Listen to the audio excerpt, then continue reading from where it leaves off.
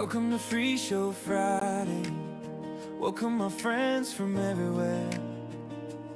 I am Gary, glad you're with me. Pull up a chair. We're gonna look at this free show, a tool to serve your church each day, to help you praise in every language, to lift his name in every place. You are welcome here, my family, from every nation, every land. We are one in Christ together, reaching out with open hands.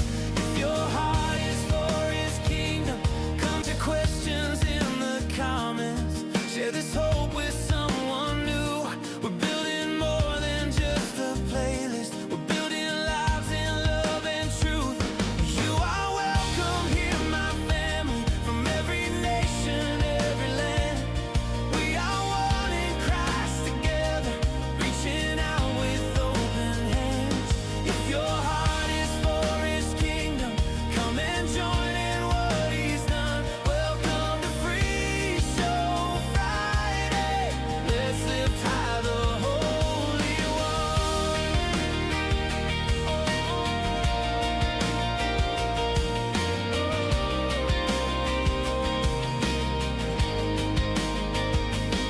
From the north and south, from the east and west, every tongue and tribe, let our Savior be confessed. If this blesses you, pass the blessing on, till the whole world sings of the risen Son. Oh yeah. You are welcome here, my family, from every nation, every land. We are one in Christ together, reaching out with open hands. If your heart is for his kingdom, come and join in what he's done. Welcome to Free Show Friday. All the glory to God's Son. God bless you, my brother, my sister, till we meet again this day. Welcome to Free Show Friday. Jesus be our only way.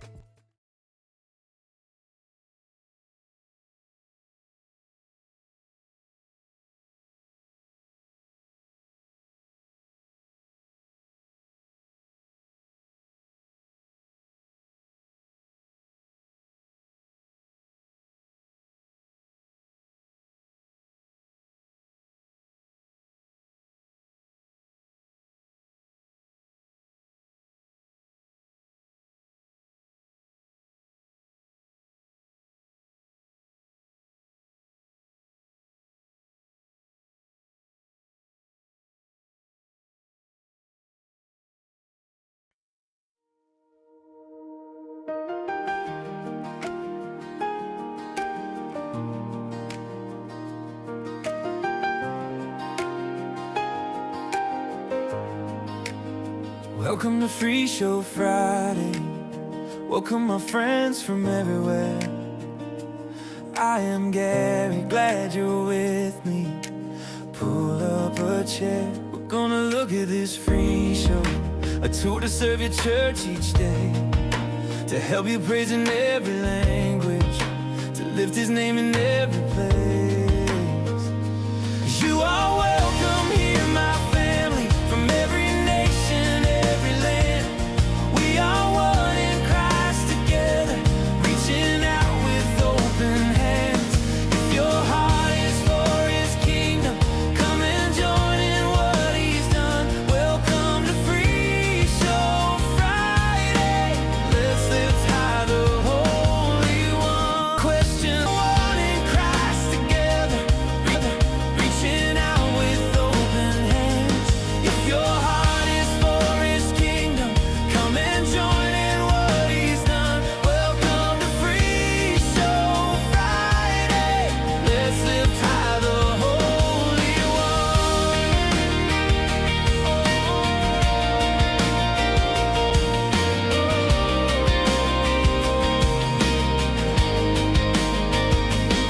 From the north and south, from the east and west, every tongue and tribe, let our Savior be confessed. If this blesses you, pass the blessing on, till the whole world sings of the risen Son. Oh yeah. You are welcome here, my family, from every nation, every land. We are one in Christ together, reaching out with open hands. If your heart is for his kingdom, come and join in what he's done.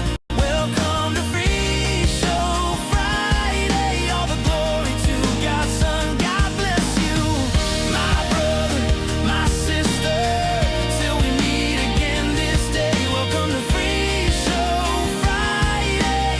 Jesus be our only way.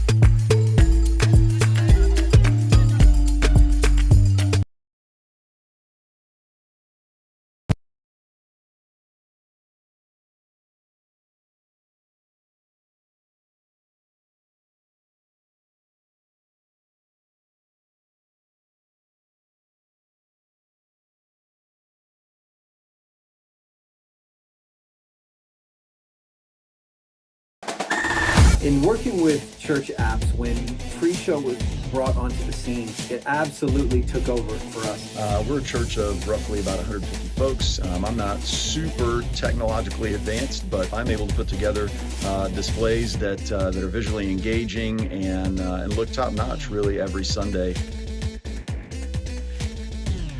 Because of the versatility of FreeShow and really the strength of the program. With FreeShow, we've been able to grab somebody, and because it's so incredibly user-friendly, we can teach them so quickly how to operate the program.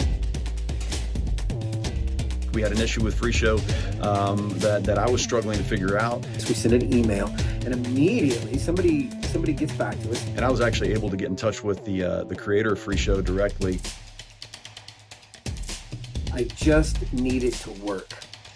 And that wasn't happening with the presentation software we were using before. So for us, yeah, FreeShow's incredible. Would we continue using FreeShow if budget wasn't an issue? And yeah, absolutely we would. If money was no object and it came down to whether or not we were going to use FreeShow or maybe try to use a more expensive program. There's no way in the world that we would go with something else.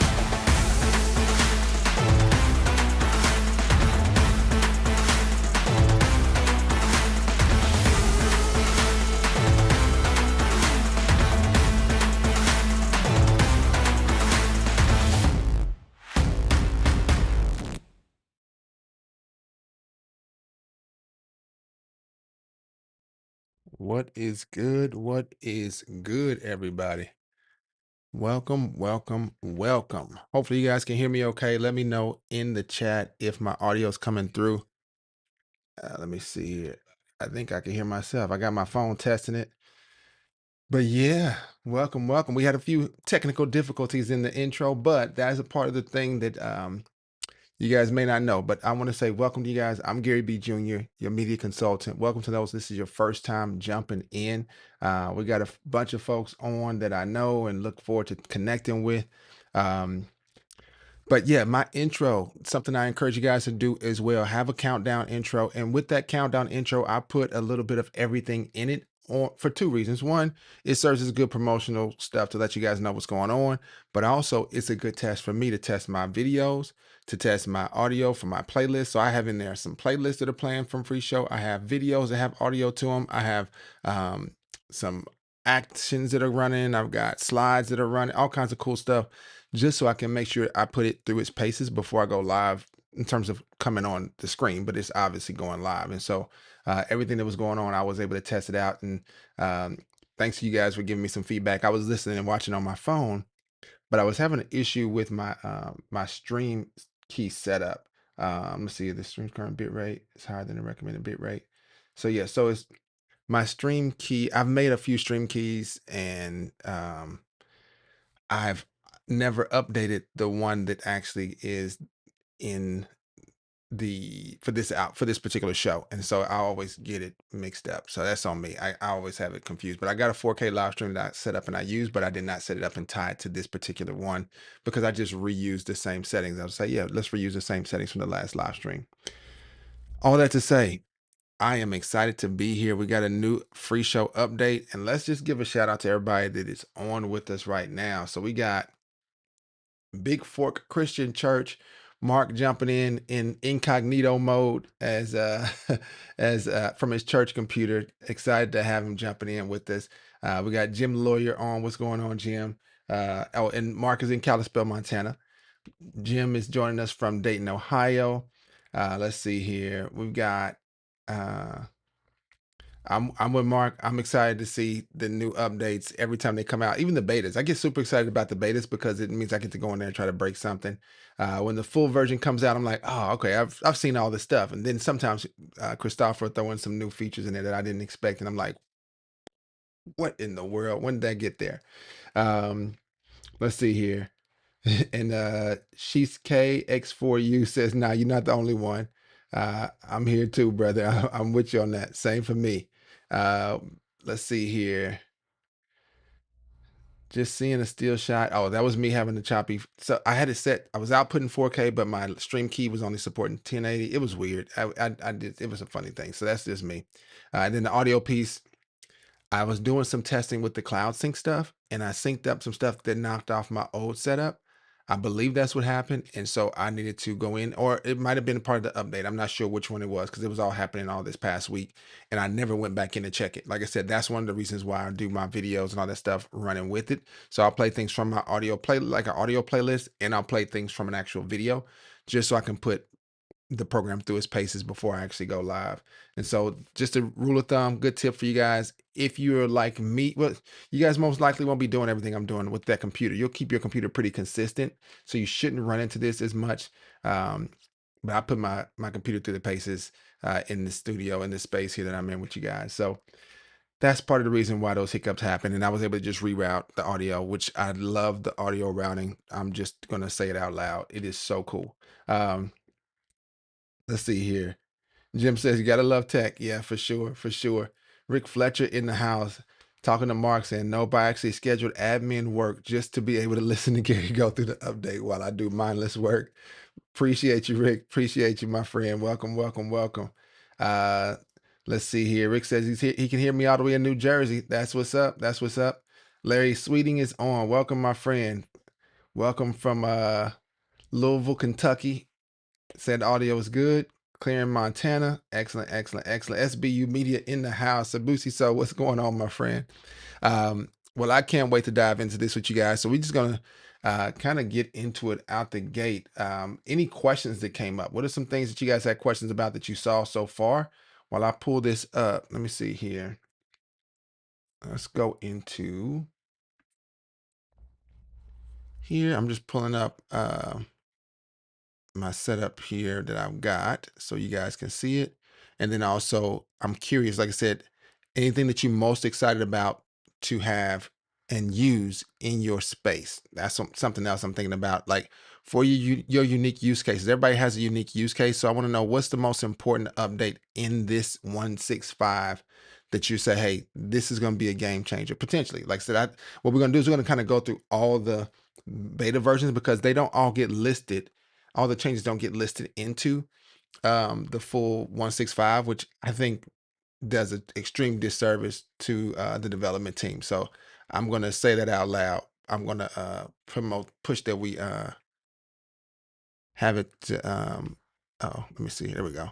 That we have it to where it shows all those listed out, no matter if they are repeated from the previous ones or not. I want to see it all. All right, here we go. I'm about to share my screen with you guys here now. All right, so here's what we got. 1.6.5 is officially available. I'm going to select here to say see all releases. Down at the bottom, it's going to take me to the main piece here. And let's talk about this. So new features include, and when it says new features, it's saying, hey, these are officially exclusively updated and added at this version, right? So the beta version and this version. So the 165 betas, you probably saw the audio routing. We've talked about it for weeks now because this version actually had 4 different betas, as you can see on the left side there. The audio routing is a dream for me. I would say, I'm not going to say a dream come true for everybody, but it's definitely a dream for me. If you go to the settings in the upper right and look at the audio routing here, so you got all these different options here. These are your inputs, these are your channels, and these are the outputs. All right, really clear labeling up there. That might have always been there. I can't remember if it was always there or not. Now I'm curious because I sent a screenshot to get an understanding of what the audio routing was, how it worked or whatever. And I was like, hey, what do these things mean? What's the difference between this and this? And it was hilarious to get that feedback. Let me see here. I think I put a screenshot. I'm just looking at the old ones. Yeah, so the old ones did not have that. So this is something that's really cool that it has that in there now. I'm looking at an old screenshot I had that it didn't have that option in there to show that these are inputs. And so ultimately what that means is when you have audio playing, right? This is representing your audio from the audio tab. Okay, this first input. So if I go back to show, if you have any audio active here, you see that same icon there. Anything from this left column, this playing, or this in here is going to automatically be a part of that first audio tab. And so my recommendation is to always have that audio tab going out to your main for sure. And then if you have a live stream, you will, let's see here, for the live stream, you'll need to pull it. I would just route it to the main and then have that go into your live stream. So I got my YouTube unlisted and I also have my NDI. My NDI one is actually the one that's going to OBS right now. And my YouTube is one I've been testing to actually do an official live stream with FreeShow or from FreeShow to YouTube. Okay. So that would be my recommendation. Make sure that one's always going out to your main, because if you're playing audio, you want that to go out. Okay. Now you could do it a little bit different. I know that, Larry asked this question last time, I think, about audio. Can we make audio come from different places? And so the cool thing is with this program is you can actually say, hey, I can have the audio not go to the main. So I can say, I don't want this to go to the main. Boom. But I do want it to come through a channel. So I say, hey, I want it to come to this channel 3. And channel 3 is one I just made up. So I can hit this plus sign and you'll see it automatically defaults to these different channels. And so I can make one called channel 4, or I can rename this and I'm going to call this one in-house. And do that. And I'll say, hey, I want the audio to come through here. And I want this in-house to go to the speakers, right? And so now the audio is not going to go through the main, but it's going to come to in-house, and in-house is going to go out to the speakers. Okay. This is the crazy cool part about using the audio routing. Now, the reason that's important is because you can also make another channel, or this one. I got this one here. Let's see here. Let me see if I can right click on that. Yep. You can right click and rename these. I'm going to call this one live. And so for the live, you might say, hey, I want to make sure I can have, maybe you have some specific playlists that are available to be played online, that you have the rights to the music. You can do that. And you can say, I want this to come to the live. So I'll say, hey, my beginning shortly has all of original music to it. And let's see here. Christmas playlist definitely does. Live stream intro, that one definitely does as well. And I would say, hey, this can all go to NDI. All right. So that one can go to my live stream there. If I go back out to my microphones, hit the drop down next to those, same idea. Okay. I can hit that and it'll say, hey, which microphone do you want to use that you want to send out? So I got my Rodecaster microphone here. You'll see that audio level is showing up. If I want this to go to the live, I can select. Let me make sure. Let me see what my OBS is doing right now. Okay, yeah, so I'm not on there. So I want to make sure it's not going to overlap with you guys. But I can say I want that audio to go from here to my live stream. Okay. When I do that and I shrink down my microphones, my Rodecaster video pops out. That is completely genius. That was not how it was day one. Everything kind of stayed in there. So I love that feature to where when you select and activate one of those, just like we did here, these playlists are going to a specific output or a specific channel. It'll automatically kind of jump out of the main folder of audio, which is really cool. And so I've got that set up to where I want my microphone to come into my live, and my live is going to be going out to NDI. But these the actual audio coming in from the general audio from the program is not going to do that. And maybe you have another microphone that's going to be your separate audio feed for in-house choirs and worship teams and things like that. That could be another one that you can say, hey, I'm gonna activate that and pull that one in to where it'll come in-house, but it will not come in to my live stream potentially, depending on how you guys have your song rights on, all that kind of stuff. All right, let's see here. In addition to the release notes, the docs need to be worked on. The development team is so awesome. They are leaving the docs in the dust, way back over the hill behind the. Hey, this is the deal. This is a part of it being open source. So that's a good observation, Rick. I would say, hey, we need to all contribute and help figure out a way to write some docs. I'll do my best to help write some as well. You guys help me out. Let's add those in. So when you do you can make a ticket and say, hey, this is a recommended document I think that you can update. That'd be something we should do. I love that idea. All right, so let's talk more about these updates. If we go back, so audio routing, and then it says mesh gradient effects. I have not even got to play with that. Mesh gradient effects. Let's see here. I'm gonna go back to my show and gradient effects. Those are going to be under the overlays, I think. Look, let's see. So I can see my effects here. If I say new effect, let's see what happens here. I'm gonna say test mesh. And oh no, this is, I think it says mesh gradient. I don't think it's an effect. It says here background color. Yeah, this doesn't have a gradient to it, right? The effects, if I hit the plus sign here, it gives me a breakdown of a bunch of different effects. I think the gradient is going to be a part of the show. Let's do a new show. So I'll go into, I got some teachings here, tips for polls. All right, let's play with this and see if we can figure out a way to make that work. Let's see here. If I go into the edit page and I select this here, I'm guessing that the mesh is happening here maybe. I don't know though. Let's see. If I go into this and I say choose custom, it's already set to a gradient. I don't see an option like for meshing it. Any ideas, you guys? What is a mesh gradient effect? I'm gonna say I don't have a clue. If I go back, I see it here. I can see the gradients. A mesh gradient though? To me, that just means like overlapping gradients, maybe. Oh, maybe it's right here. No, it's just linear and radial there. Yeah, not sure about that.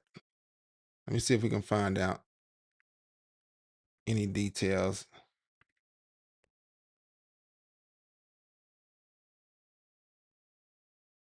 All right. I'm pulling out the bat phone, see if we can get some ideas of what that is. All right. So, with that being said, we'll come back. Let's come back to that later on. But it says there's some optimizations, some improved item snapping, create custom calendars. Has anybody got to do that yet? By the way, is anybody who uses the calendar feature? I know I may have talked about this a little while back, but who currently uses the calendar feature? It's one of my I say my favorite, but it's something I used for my shows. I think when I did my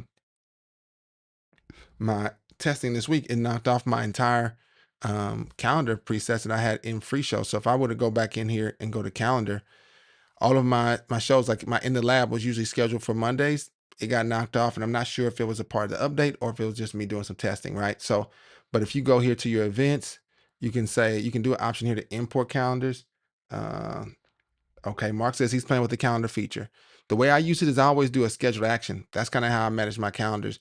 And you'll see here, I've got a few actions. If I say new scheduled action, I always go in and I say, hey, choose an action. And it's always going to be usually a start show for me. So I would say start a show at a certain time. So for me, I have an In the Lab countdown, I think. Let me see here. Lab intro. I think that's what I call it. Let's put that in. And so I would add in my lab intro. I don't want it to actually be today. I want it to be on the 31st, and I want it to be at 6:30 a.m. And I say to repeat, and we'll say once per week is what my show is. And I'll say repeat that, and we're going to say 1,000 times. So I changed my repeated type to be a certain number of times as opposed to on a certain date. And so now I can say create. And what'll happen is you'll see that that start show action is going to be active. So I can select that date and you'll see, hey, the lab intro is going to start. So the question I have is, let me look and see what the lab intro is because it's a start show action. So I can go here. Let me see. I think it's a countdown. Yeah, it's called lab intro. It just has a couple of slides to it and a video. Mr. Terry Ray in the house saying, what's up? What's going on, Mr. Terry Ray? How you doing, my friend? Let's see. I also used it for scheduled show, like my countdown. Yep, I use it for my countdown today. I think last time we talked about doing the countdown towards a time, and I forget that I actually like to start my countdown, my 10-minute countdown. I like to start it at 10:55, and then I like to go live a little bit after 11 to give everybody time to get on, so it'll end at that time. So I had to adjust my my towards a time timer. So I went to my timers and I added a FreeShow Friday countdown. And this FreeShow Friday countdown is actually edited to be at 11:05, just as a heads up. So I actually set it to do that so that so you guys, the audience, can actually have access and time jump on and not be late if they jump on right at 11 or a little bit after 11. So that's part of the reason why I do that. Let's see here. Lee Hick, let's see here. Is the NDI audio on by default in the new version? That explains why we heard a video clip audio doubled in OBS stream on Sunday. I mean, it was coming through main and through NDI with a small delay. Yes, yes, and yes. That's a great question. So, Lee Hick, tell us where you're joining us from. He's asking about NDI audio. Is it on by default in the new version? And the answer to that is absolutely correct. Is that yes, it is going to be on if you have in your outputs. If I go back up to my settings and I go to an output like my NDI audio or my NDI output here, NDI 1, you no longer have an option to turn on audio or turn it off. It's just on by default for whatever's going to be showing through that output. So you can see here, I've got that output getting my microphone feed. So you'll see that on the right side there. So if I were to switch to showing you guys anything on FreeShow, my microphone would be there and it'll be doubled up to whatever else I've got coming out of OBS because it'll be paired up. So OBS is going to have my NDI audio and it's going to have my main auxiliary mic audio that I have as well. Great question, Lee. Great question. So for that, what that means is you would need to go into your audio settings, right? And adjust what's going to be going in and out of your audio for your live, right? So we talked about the live stream here, but ultimately this output here, the NDI, you might say, hey, I don't need the mains to go there. So I can trace back over that. I don't need it to have the main coming out of it. And you might not need, let's see here. You definitely want to have it getting the NDI. I got the NDI audio coming out of there, but I might say instead of it going out of mains, I would make it come out of the live here, and then I would stop it from going out the main. So I'll pull that back up and disconnect that there. And so now the NDI is going to come through here, and then I wouldn't need my microphone. Let's see here. My roadcaster is going directly there. Wouldn't need that. So I can turn that to where that's off. And so now NDI is going to be a clean NDI of just the stuff that plays through FreeShow. Okay. In terms of when I say play through FreeShow, because you're talking about your in-house setup, right? So what you would look at is, okay, this NDI feed is going to be going out to OBS. So you don't need it to have double audio of your mic auxiliary that OBS is already going to carry from your soundboard with your, your worship team and all that kind of stuff, unless you run everything through FreeShow. Okay. So you have that flexibility. So if you run everything through FreeShow, then yeah, you can manage it that way. If you don't, you got to plan it accordingly. Okay. Oh, greetings from Finland. Come on. I love Finland. I love it. I love it. Let's see here. What else did I miss? Also use it for schedule. Okay. Larry Swing says, is there a way to bring the PNG files on slides into a video feed in FreeShow? Is there a way to bring the PNG files on slides into a video feed in FreeShow? So Larry, when you talk about a PNG image, there's a couple different things that come to mind. A PNG image is valuable because it actually eliminates the background. It allows you to have some transparency if you've designed that image in that way. So in Canva, if you're making images in Canva, for example, maybe you want to put your logo and put it into a PNG format, you can put your logo in and then make sure when you export it out of Canva that you export it with the transparency as a PNG, and it'll automatically carry over that transparency. So the benefit of doing that is if you have a video playing in FreeShow. So let's go to media, and I can play this video, I think, without a problem. Let me double check here. I'm trying to see if I got a video that I can play that won't have any problems. So I'll do one of the Bible Project videos here. But the reason I'm trying to find a video is because you talked about specifically a video. What I would do is I would use your PNGs as overlays. Okay, so I would bring your PNG images in as overlays if you want to put them in on top of a video. Excuse me, totally up to you how you do it, but I would recommend that just because it gives you full control over it to where when that video starts, you can start an overlay with it with a simple action. I'm trying to find if I got any logos or anything like that. Here's one here. This is the Kingdom ETC logo. Okay, so this logo here can show up and I can select it and automatically it's going to show up in the top corner, right? This is an example of where I would say a PNG is going to be useful. That's a PNG file, right? Now, when you do that, you can play a video. So I can play my video here and it plays, and that logo is going to be persistent on top of it. Okay. That logo, however, is a layer. So I can actually make it go away. And so now it's not there and I can bring it right back because it is a simple overlay, which I love the flexibility of that. So I can actually select this logo again and it automatically shows up on the actual slide. So that would be one of the reasons I would say put your PNGs if you're going to be reusing them. And even if you're not, I guess you can just replace that overlay image each week if it's something that's kind of something that needs to go on top of a video. But this is one way I can think of immediately that would be really cool to have it on top of a video. Let's see here. Rick Fletcher says, I noticed the start action with profiles bug fix is directly out of last week's FreeShow Friday. The start action with profiles bug fix. Yeah, most likely. I didn't even look at that yet to see exactly what was going on, but I know you guys, we had talked about some optimization. If I remember right, was it on FreeShow Friday or was it on in the lab? I can't remember. But if I go to outputs, we got this option here to, hey, activate output screen on startup. That's there. But on profiles, you can go in and see, I don't have any of my profiles. I did a lot of stuff, you guys. I messed up some stuff. And this is weird. So for me, I don't get to see my profile options to add a profile really easily for some reason. Is it just me? Why that's happening? What am I missing here? Let me see if it's not hidden anywhere. Is anybody else noticing that where their profiles are just not showing up for them? Usually it should be a plus sign down there. If I go back to my outputs, what I'm used to is my outputs are doing the same thing. I never catching that. Okay, so good. That's good to know, Rick Fletcher. These options are applied globally. Oh, that's why I had it on the options. Okay, interesting. Whoa, I did that before. So I went here and selected this. And when I went to profiles, it wasn't showing me anything, but it was showing me some of the options, I guess, in profiles. I had to go all the way back out here and deactivate that. That might be something we got to figure out. That's kind of a bug, but it's just me messing something up. But he's talking about when we go to profiles, there's this option here for a start action. And there used to be an option here for a, well, no.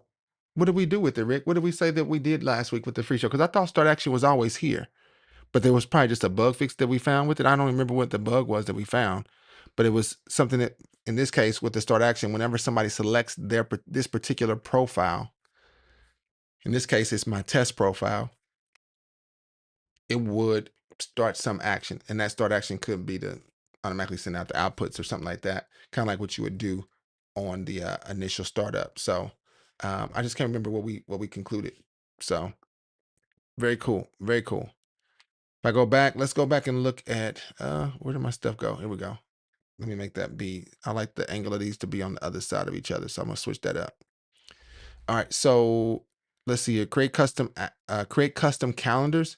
Like I said, in this program now, under the calendars, there's an option for importing a calendar. I don't know if that was always there.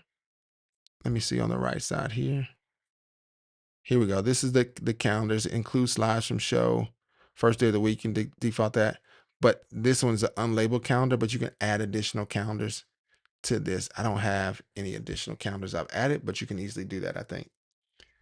Let's see here. Rick Fletcher, a single NDI stream. Oh, no, Lehick says a single NDI stream adds maybe like 3 to 5% to the CPU load on a Ryzen 5700. It used to be heavier, if I recall correctly. Sweet. That's good to know that that's updated. Like I said, that's that feature there. It says optimizations. I know that Christopher was really adamant about figuring out ways to optimize the system, and so I know he worked really hard on this update to do that for this particular version of it. It didn't work if you had profiles enabled. Oh, got you. It didn't work on admin profile at all. That's why you disabled all of them. That makes sense. Thanks for reminding me about that. And so what he's saying is here, activate output on screen on startup would not work in the past, if I remember correctly. And then if I go back, let me turn that off again. I always forget to come out of that. But now it should work with this option here as well. Is that right? Didn't work on profiles when they were enabled. Yeah, I remember Christopher saying something about that would not work if you had something active down here. And so that's something that's been updated, which is really cool. Create custom calendars, audio effects stacking. This is kind of crazy. I don't know if you guys use, like I said, with the audio routing now, audio effects are kind of more valuable. And so you can do some audio effects on the right side here on the audio tab. Let me move my head out the way here. All right. So on this right side, you can see that there's the audio.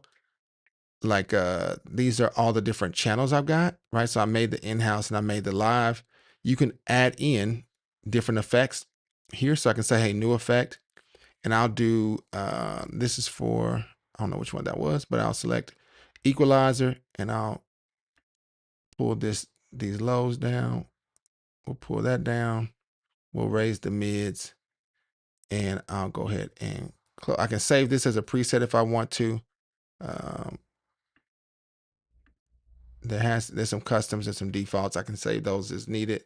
I'll go ahead and close that. So I got the equalizer. I can add a new effect and do another equalizer that does something else, right? So this equalizer, I'm going to pull down the highs, close that. And so we can stack those up. From what I understand, that's the way that particular function works. Okay. Let's see here.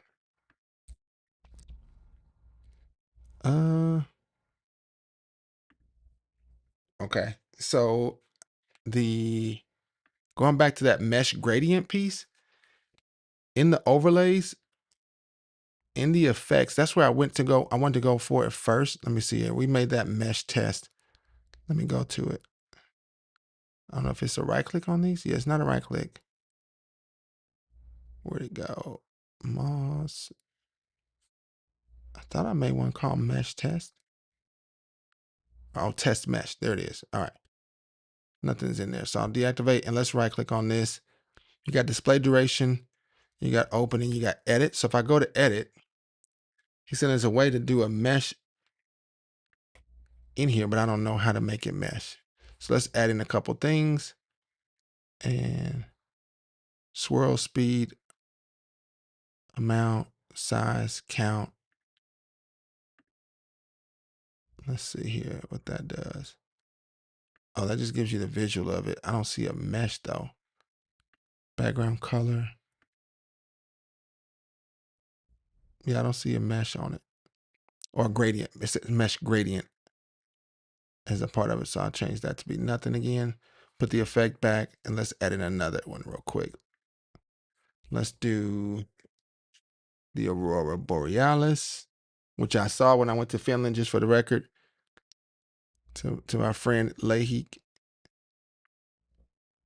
I don't see, oh, here we go. So this is where, no, I don't think that's the issue. Let me see though. Maybe. So mesh gradient, that might be it. The Aurora Borealis though, super crazy. So this, I've seen it to where it looks almost like that, like a super, not super bright, but like a brighter purple. And that was, it freaked me out. It was cool though. So you can have something like that. And then it might have been a little bit of a pink to it. Let me see.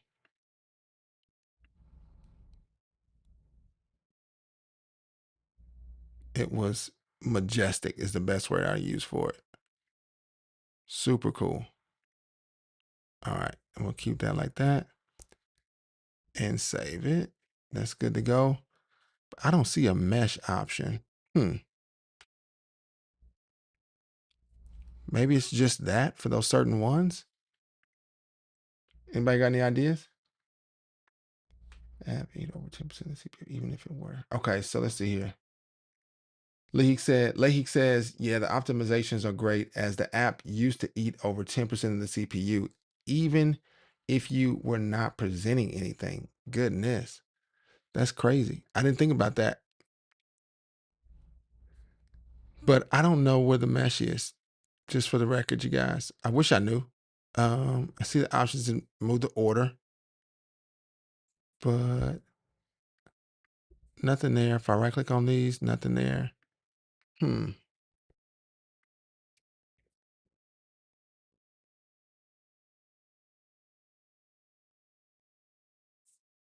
Okay, we'll find out. I'm seeing if we can figure out anything else. All right, let's see here. Audio quickly fading when muted. Okay, audio effects stacking. We talked about that one under the audio tab. Show timeline works with output style lines. All right, that's a tongue twister for me.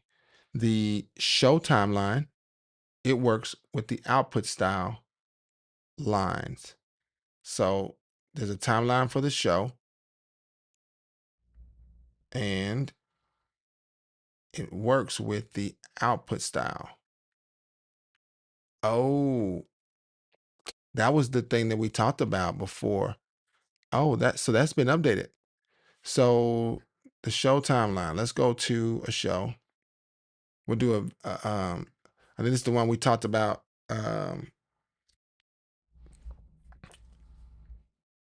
last week as well. So I have to update that video. So if I go into songs And I'll pull myself back into the view. It's just a type of gradient, just like the linear or the radial. I could be wrong here. Yeah, I was thinking the same thing, Lahik, that it's just a type. Oh. So Christopher says there are 18 new effects that are automatically created using this. You can also create your own by pressing the plus and choosing the mesh gradient. Oh, I missed it. Hold on. So audio, no, overlays, effects. Let's go to our test mesh again.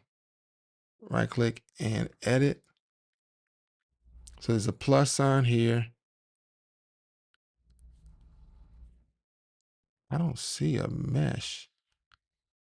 Oh, there it is. Mesh gradient. Boom. It's literally right there. So mesh gradient is right there. And I can bring this. It's actually at the back right now, at the bottom, I should say. I wonder why everything else is not on top of it. Let's see here. So interesting. So speed, motion. You can add motion to this. Okay. Spread. Oh, there we go. Density is at 4. So that's the mesh. Sorry for the heart on the eyes. You can add gradient to it, which is really nice. Turn the speed up a little bit. The motion you can turn down. Okay. And you can adjust the color. Oh, this is where it is. So there's a lot of mesh gradient options in there in terms of colors that you can add in there. I love that. And so this mesh gradient is literally an effect, and it's the, okay, got you. Mesh gradient effects. Got it. Now the question is, what happened to everything else I had going on? Let me see if I select this one, the spotlight, the roar. It's kind of covering those up. So let me see if I need to turn the opacity down on this. Does it have opacity? No. Oh. So I got to bring it up for it to be behind. That seems odd. So it's stacking from, this is the back and then this is the front. Okay. Very interesting. Very interesting. The mesh is really cool though. I will admit, I've never really used that. I've seen it on like, I'm used to seeing that like on, what's it called? PowerPoints and keynotes and stuff like that, in terms of using that way. But that's something that I've never really made my own mesh gradient as just a general background. And so it's a really cool effect that you can do. So if I said, hey, I want to hide everything else, I'm gonna say, hey, let's do, it's basically you making your own motion graphic background. So I'm gonna hide the galaxy, I'm gonna hide the aurora, and I'm gonna hide the spotlight. And I'm gonna adjust my mesh a little bit more. So I'm gonna say, hey, motion, speed, density, we'll make the density be, no, we don't need it to be too big. I'll turn the grain down. The motion, we'll turn that down. Actually, I'll make the motion go up, but the speed, I want that to go down. Oh, so the speed only goes, let me see if I can do 0.5. Yeah, we can do 0.5. There we go. This is something I feel like I've actually seen as a part of a keynote background, like just straight up, just like that. And so that's kind of crazy. So now I can use this. So I got this motion here, this overlay. I can right click on that overlay and say, hey, I want to place it under a slide. And so now technically I can make my own motion graphic backgrounds. This is the kind of stuff you have to download as story loops or something like that. To me, at least, that's what I call it. So let's do good plans. So we got this one here. This is a song. I'm gonna go to show. We'll play this song, and I'm gonna add in that overlay. My mesh test. Am I in there? Where am I at? Love, Moss. I'm in my effects. Okay. It's called test mesh. I keep forgetting that. So now I can look like that. That's crazy cool. So you can literally just make your own motion graphic backgrounds, is what I would call that. That's what that gradient mesh does. And that's something that's super non-distracting for the audience to look at the lyrics. And so if you wanted to, you can change the template. One of my favorites, you guys, I don't know if y'all know this or not, but you watch long enough, you're gonna know that blur box is one of my favorites. So I can put that blur box on there and boom, that's a nice effect. You can make it as subtle as you want. So it's moving, but you can't really tell unless you pay attention to it. So it's something that allows you to still focus on the actual song. Yeah, I love that. I love that. So it's literally your own custom. Yeah, that's sweet. That's pretty sweet. Then you can clear it out if since it's a background. All right, since it's an overlay under the text, you can clear it out and go back to your text if you wanted to. All right. Yep, that's a big deal. That's a big one. I didn't even think about it because I never used it before. But yeah, that's a big one. I feel like it just came out with this new version, obviously, because I don't think it was in beta 4. Let's see here. Record audio, manage multiple calendars, URL calendar sync. Yeah, I don't remember. Yeah, that just came out. So that's literally right there. All right. So going back. Timeline, show timeline works with the output style lines. All right, so let's go back into that. Sorry, you guys. That got me. So let's go into the settings with this one song. This one song is, I'm gonna go to our styles. I'm using my default, but I want to say, hey, I want to do one line per as a faded. Okay. And set custom value. That's one. Show faded. Yes. That's fine. All right. So now I got my show to where I have to go from one line to the next, back and forth. I can go forwards. I can go to the next line, so forth. And this is that faded, setup, which I love. All right. So now, if I go into that same show, go to the timeline, turn it on, toggle timeline, turn it on. I'm gonna go to the very first slide first, and I'm gonna select record. And this is gonna allow me to record that show now. Oh, snap. Boom. And then boom. It's keeping all those settings there. So we literally had this discussion last week on Free Show Friday. This week on Free Show Friday, completely resolved. So I'm gonna have to take off that old video that I just put up from Free Show Friday last week. The video I put out talking about faded effects. It's been updated. So I can arrow through now and see that new version. So everything that's going on here is getting recorded as a separate line in the show, in the recording. So boom. All right. So now I'm gonna stop it. And here's what that looks like. So if I say play, you'll see that it looks like this pre-recorded. I'm hands-free. Hands are up under my chin, and it's showing that line by line, and it's also showing it. Now I got this animation transition thing going on, so don't worry about that part. But the fact that it's going line by line in the recording is something that's kind of crazy cool. All right. I love that. And so my transitions, I don't know what they're set to right now. They're doing something fun. I was playing around with something else, you guys, so forgive me. Transitions for my default. Yep, I got it set to slide in and slide out. So we can turn that off. That's off. Between is off for the media. I had it set to do the same thing. Out and in. It's good. All right. Boom. So now if I go back to the show and we play this again, it shouldn't have that little sliding effect. It just goes through, right?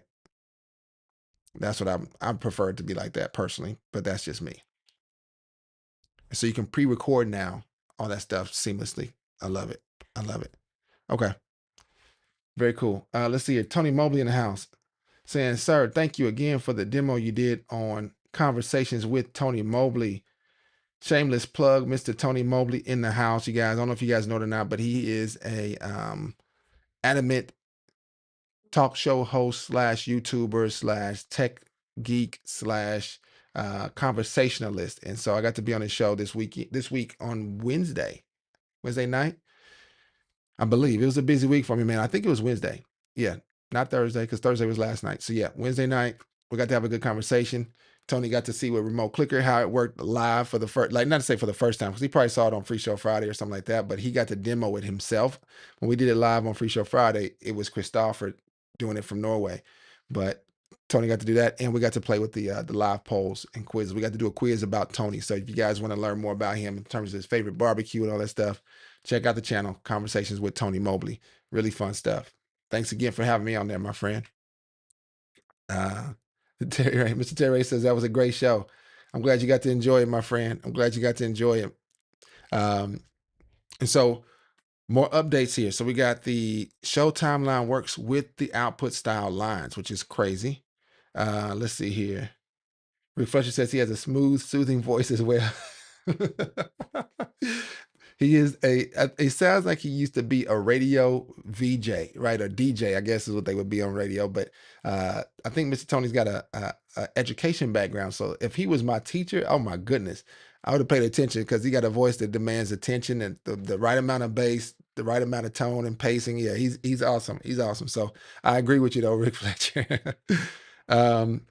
Opened media subfolder. So opened media subfolder is remembered. What does that mean? So if we go to the media tab, I came into it and look at this. I'm actually still in the biblical themes -1 under the Bible project. So it's Bible project videos folder. Inside there's another folder called biblical themes. And this is the folder I was in last. Before it would always default back to this page here, right? So if I go into, I don't know, what else I got in here? FreeShow highlights. What's that? Oh, these are some bunch of test live streams I think I was doing. Let's do YOLO box files. So I'm going to go to my clean backdrops. In the past, if I were to go to another tab like templates or scriptures, calendar, and then come back to media, it would not default back to here, right? It would actually just take you back to the main page and you would have to just pick all over again.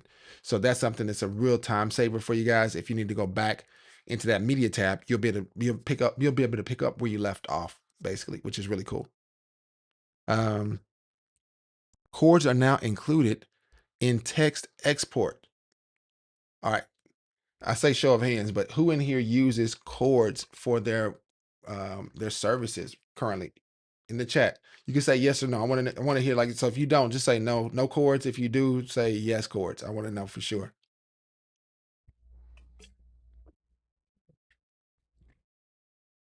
Who uses chords? Yes and no. I want to hear both. I want to see both in the chat. Let me know in the chat. Yes, we use chords, and chords have to do with your music. Those who don't use it, you're like, I don't even know what a chord is. Well, that's me at least. I don't use them at all. But I've seen enough of them to know that they're important for people that are musically inclined. I'm just not. Okay. Mr. Terry says no chords. Mark says no chords. All right. So those who use it, for those who are watching maybe later on, this could be helpful. So it says they're now included in the text export. All right. And that text export is something that's super helpful if you're trying to share this with maybe your media team or something like that. So I'm going to go into the edit page and I'm going to go to the chords tab, which is really cool. Now you got a chords tab. I'm going to start adding some chords in here. I can just select the letter. Look, this is nothing musical at all. I'm just going to go in there and add some things. Slides 2, 3, and 4. Add another chord. That's the D something. I don't know. I know that's C sharp. I'm going to put that back in there. And I'll go to slide 2. Let's put one in here. These have nothing to do with reality. These are just for demonstration purposes. So please do not shame me about my lack of understanding of how chords can be sang. I have been designed by God to make a joyful noise, not a joyful chord. So I'm not going to act like I am responsible for any of this information that you're seeing now, but I will say that it is super powerful and the program can support it. So I've added some chords in, but now the question is when we export this, okay? So if I say export here, we'll say export, we'll say, let's see what happens when I say select this show, all right? It gives you an option for PDF. And I remember, right, this has to do with this is the included in the text export. I'm sorry, let me go to the text. So I can say text export and I can say export. And it says it's exported. And those guys, good plans. If I go back over here and show you guys my window, and this is my good plans. I can hit that and you'll notice that G sharp, that C is in there, that F is in there, the E is in there. And that's all just the text. So you can easily share this with your media team, your worship team, I should say, more importantly. Or your worship leaders can export it for their team. Probably that's how I would typically do it. As a media leader, I'm like, I'm not responsible for any musical chords. I'm sure to mess that up, like you guys just saw me do. But those music leaders and worship leaders have at it. and you can export it out now, and it'll be included with the text export. Now, what I will say is I am not currently actively making those chords visible for the audience. So you don't have to make them visible for it to automatically export. You just have to add them in there and it'll automatically export. So you can actually make that song sheet now as a text file and actually have it available for you to where you can maybe paste that somewhere else easily in another program if you need to. Like I said, musical people and worship leaders and things like that, praise leaders, they wow me with that expertise just as much as you guys and myself as a media person, a tech person. They may be wowed by your ability to manage cameras and soundboards and computer programs and FreeShow and things like that. So the feeling is mutual. For anybody on here this music related, I appreciate and respect it for sure. Let's see, a change chord color in PDF chord sheet exports. Okay, so that's a little bit different. So I can go back in and I can go to my file export and I can say selected show as the one I want to export.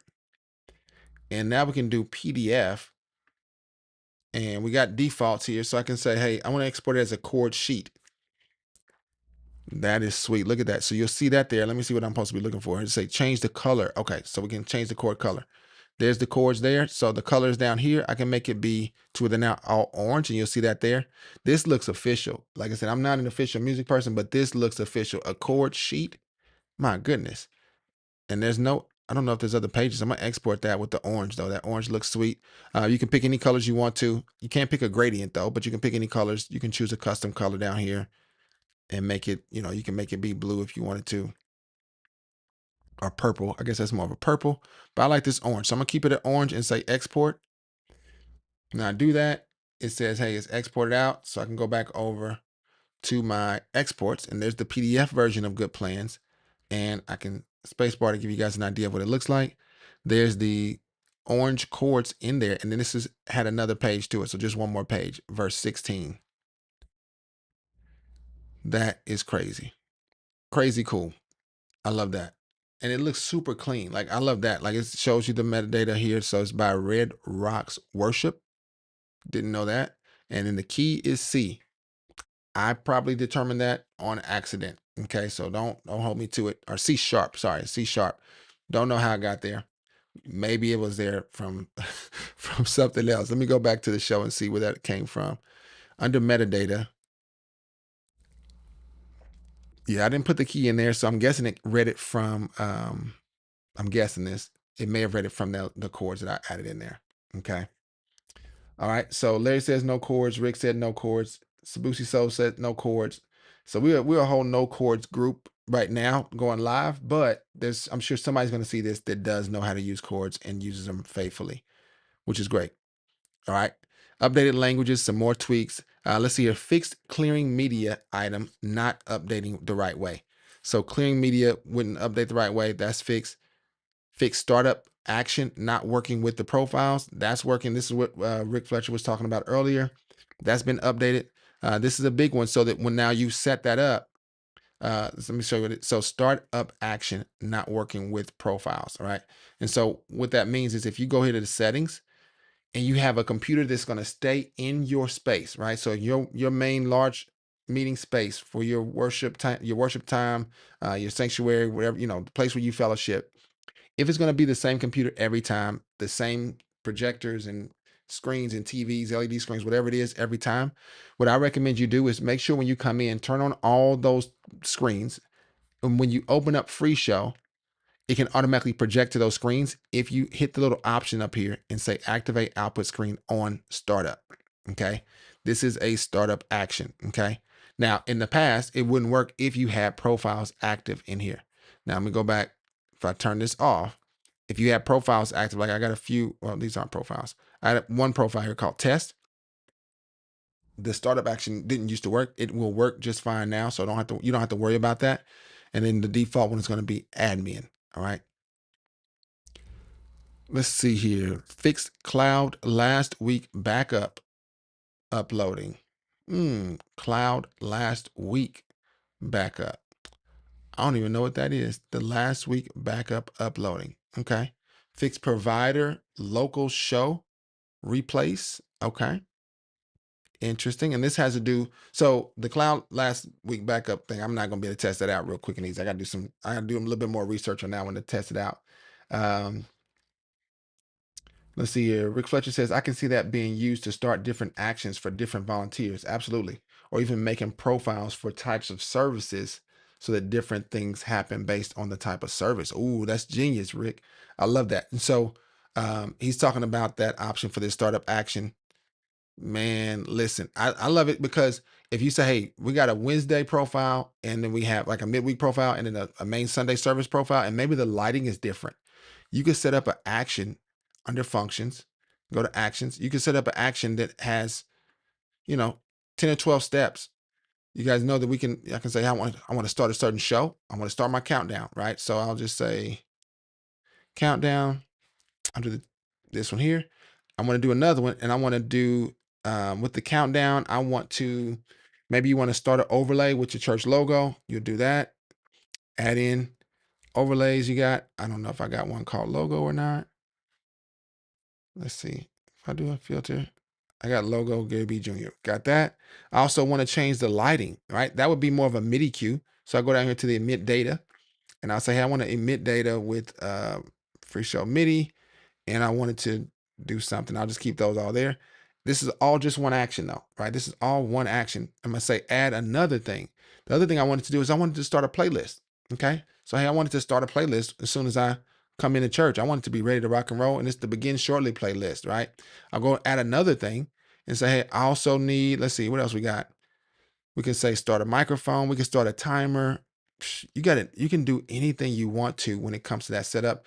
Going back to Rick's point is that the idea of the program, any type of program like this, is to establish a system that works for you. Now, my goal with Free Show Friday and in the lab is to equip you all to be comfortable enough with the tools, with the program tools, to where you make the best system for your setup. Everybody, I've said this before, everybody's not going to use everything. Probably nobody's going to use everything in the program, but your system needs to fit your needs. And so if you say, you know what, every week my volunteers forget to do this. Heck, maybe it's every week I forget to do this, right? You add that step as a part of the startup step in the program. Say, hey, I want Free Show to automatically change something in OBS, and all you do is you use Companion to make a button to do it, and then it'll do that. I had to do that personally for me. I wanted to make sure that I had for my live stream for Free Show Friday, and I'm gonna call this one Delete Me. This is just a test. All right. And so, but the idea with that is I can go back into the settings and I can say for this profile, start action, I can pick that delete me action. And there it is right there. And I can make that happen every time I open up this test. But I said that to say that for me, I had to make it to where I would always forget to record on my Rodecaster video. So I needed to make an action to make sure I did that. And that's kind of how I look at the program itself and fine tuning and optimizing systems. It's really a matter of what is it that I'm going to remember to do? And can I make that piggyback to something that I'm going to forget to do and just time together? Okay. All right. Let's see here. So Rick Fletcher says, time service, so the different things happen. Okay. There was an issue with B1 syncing not working last week. Oh, is that what that last week? Fixed cloud last week backup uploading? Okay. Maybe that's what that's about, maybe. And then Claude says, good day, good day. Welcome, my friend. That's Claude. He don't have to say where he's from because he's from Canada. All right, Claude from Canada. Claude, when I tell people about you, they don't think that you're real. They think you're an AI bot. When I tell them exactly how you made the Free Show Friday song, they think that I'm making up a joke or something like that. So I'm glad you joined us. Claude is real. He's not AI. He's a real guy. Really cool guy too. Larry says, can I add a playlist from YouTube and put on Free Show? Ooh, can you add a playlist from YouTube and put it on Free Show? Let me see. Let's see about that. I'm gonna go to YouTube and I'm going to my channel real quick just so I can see what it can do. I've never tried that, like to put a whole playlist. So I'm gonna go to my channel. All right, so we're here. and playlist. I can go to playlist here. I get the three dots. I don't get an option to like share a playlist. Anybody in the chat, let me know, how do you share a playlist? Is there a way you can copy and paste a shared playlist? I got Free Show Friday highlights. So if I select this, it automatically starts to play. I see shuffle and loop. Let me see what these three dots do. Yeah, I don't see. This is like an ad.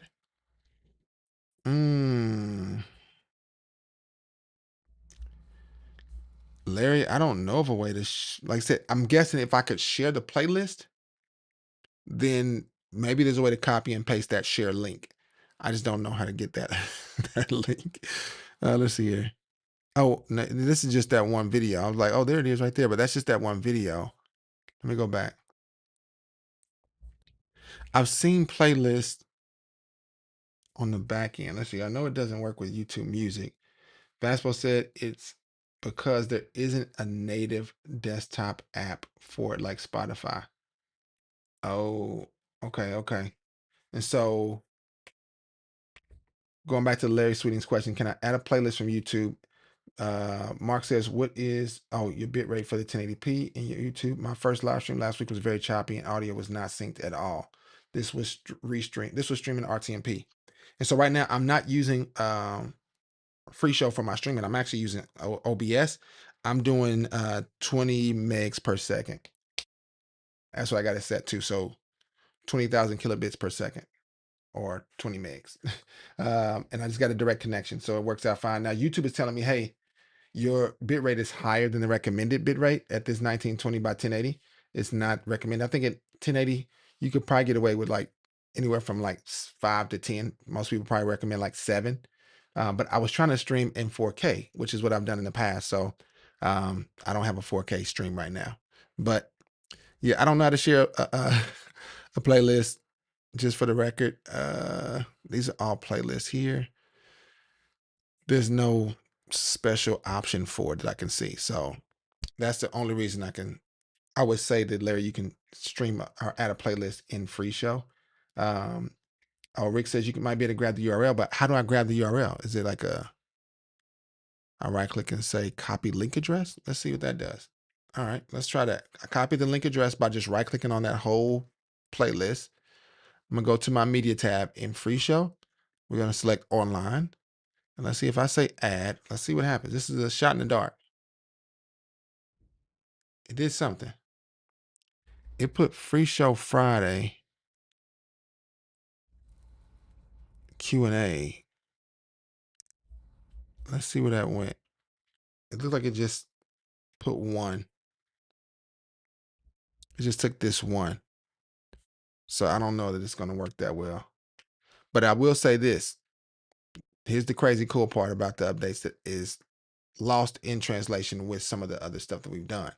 Let me see if I got a general show here. Audio to OBS. Okay.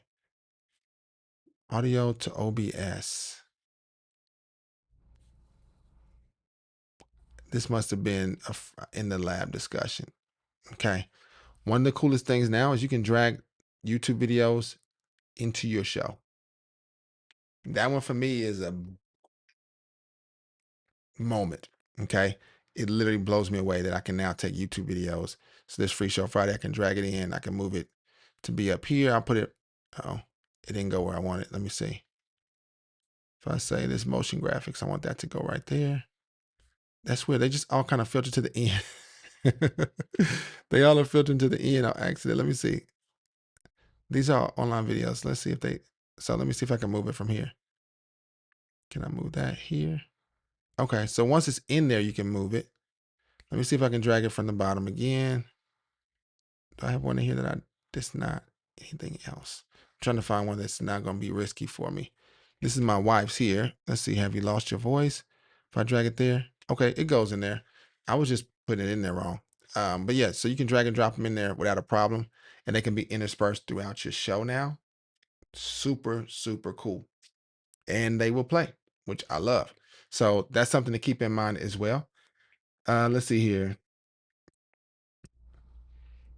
Yeah, so Rick Fletcher says, I know it doesn't work with YouTube Music. Oh, um, because it isn't native to the desktop app for like Spotify.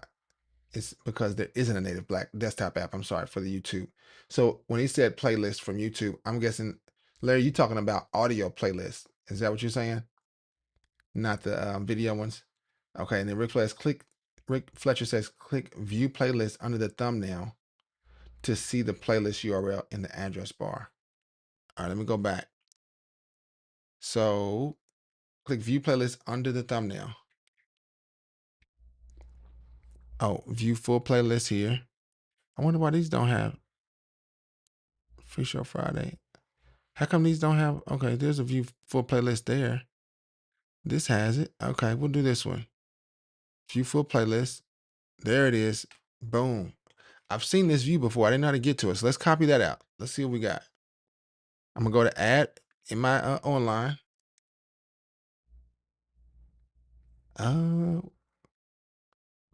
I don't know where it just went, but something came in.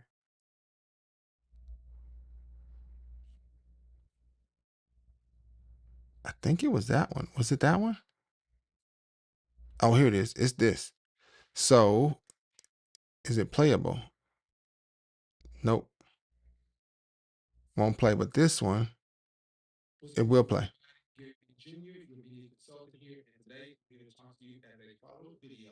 So that one does play, but the other one does not. The playlist will not. So videos will play just fine, but the what's that called? The playlist, that doesn't do anything.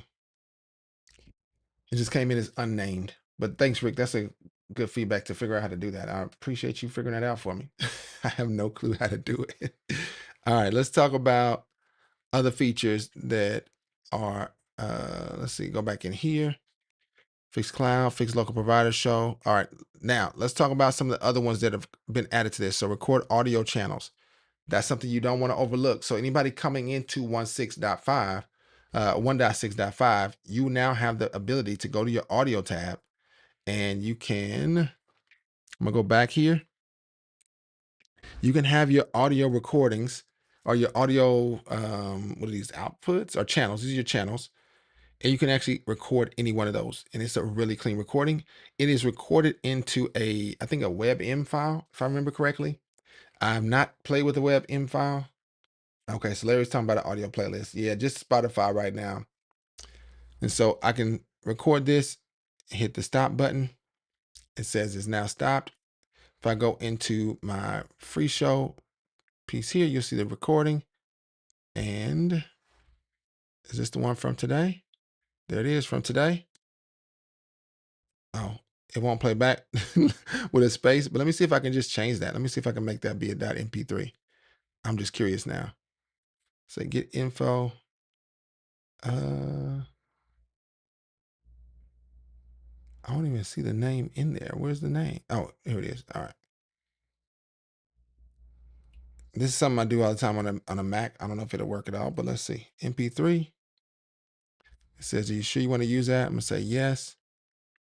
Let's see if that file type now has the ability for me to do something else. I got that one. I got this one. If I hit the space bar. Nope. It didn't convert. That's just on me. So it doesn't convert really well. But this is an example of a recording I think we did a while back. You have to double click it. And it opens up like this, so you can play it back here. Now, with that, I don't know what you can do with it though. Anybody edit with a WebM file? Anybody know how to export those or convert it? I'm saying how to convert WebM to audio.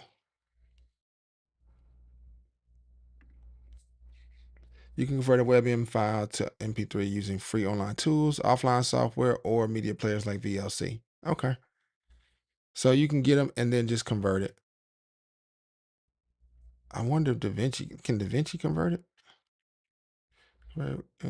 In DaVinci Resolve.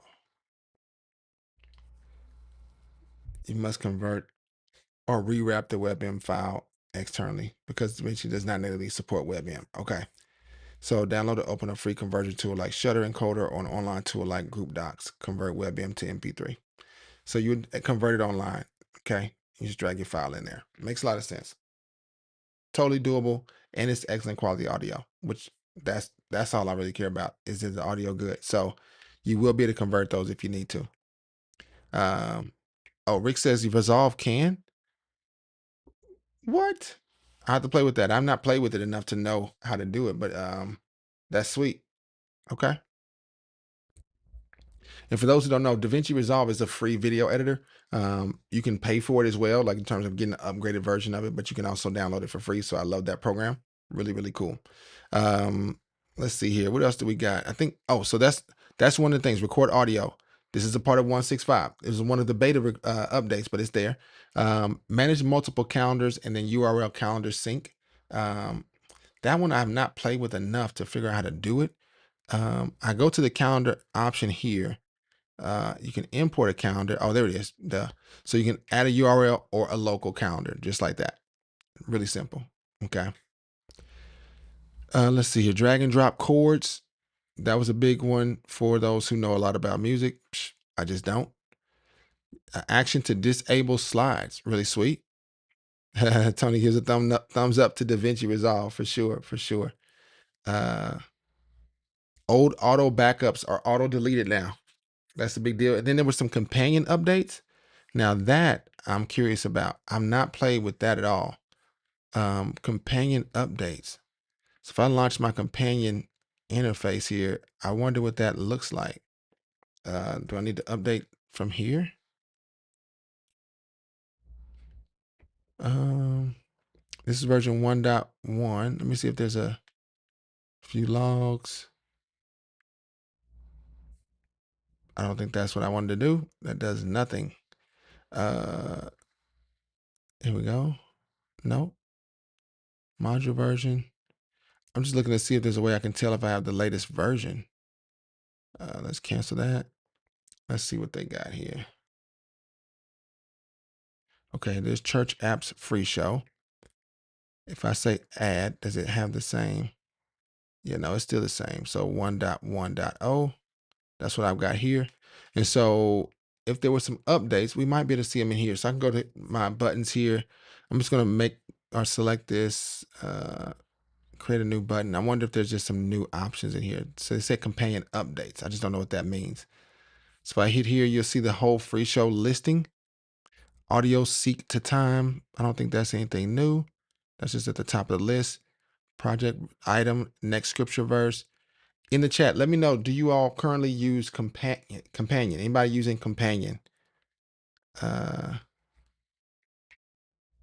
Jebin Leslie says, hi, any chance to include the Tamil language fonts? I don't know what Tamil is. What is, tell me about Tamil and tell us where you're from, Jebin Leslie, 462425. Let us know. I would love to know more about that. I'm not sure I understand exactly what it is, but I'd love to know. Video seek to time. That may be new. I don't know. Toggle update, output windows.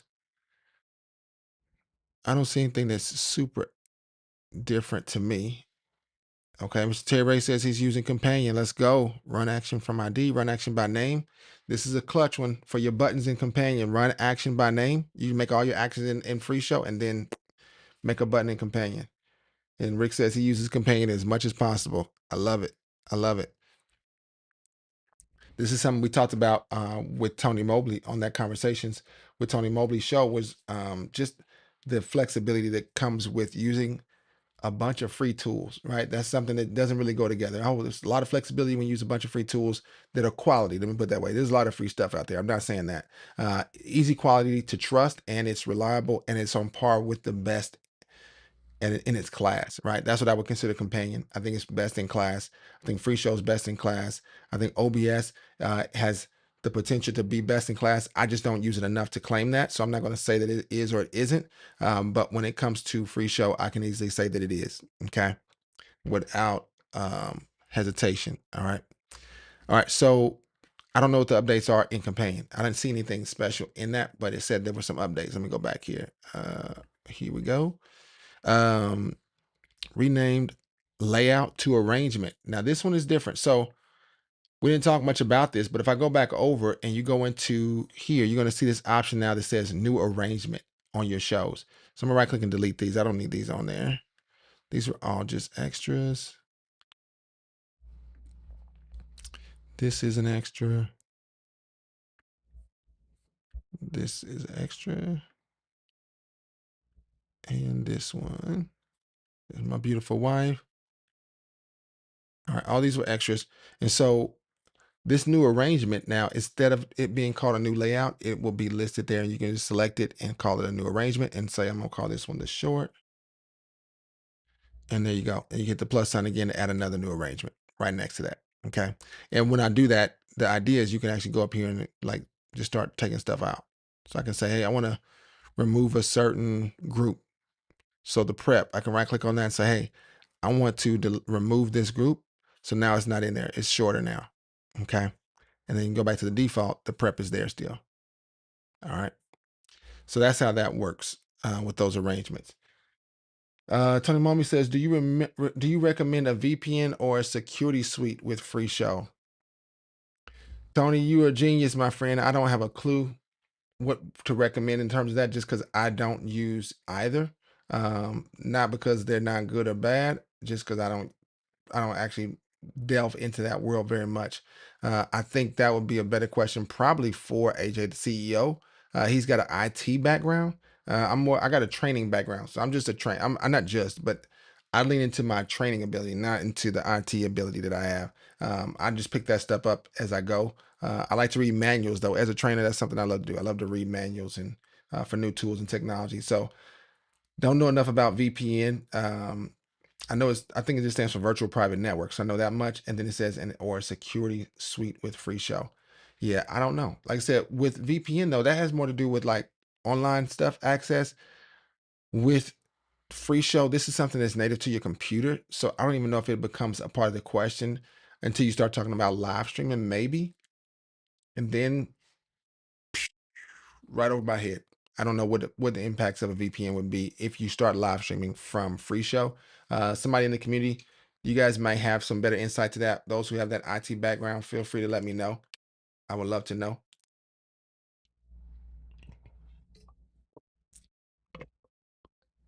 Mr. Terry Ray is your guy. He is an IT guy, so he might have a lot more insight. Well, he definitely have a lot more insight than I do. So we're going through everything that's included in this 165 that you need to know about. Let's see a video. So RTMP encoder was added earlier on. We'll talk about that. Fixed OSC, that was a big deal. Next on media finished, got fixed and updated a little bit better. Let's go here to beta 3. The dB volume is a part of the audio settings now, right? So on the FreeShow 165 settings under the audio tab. This is going to be a big deal on the menu, I should say. On the audio menu, you now have the ability to adjust audio in the settings of FreeShow, and this has to do with your audio routing more than anything. And for any of your channels, you can adjust the volume of that channel before it ever gets to your output. Okay, crazy cool. So I can go here. This is IceCast. This is like a excuse me, like a streaming online radio streamer, I think. With IceCast though, I've never used IceCast. Interesting. I have to look into that. I wonder, does it let you make your own network, like your own station? Is that how that works? I don't know. What is IceCast?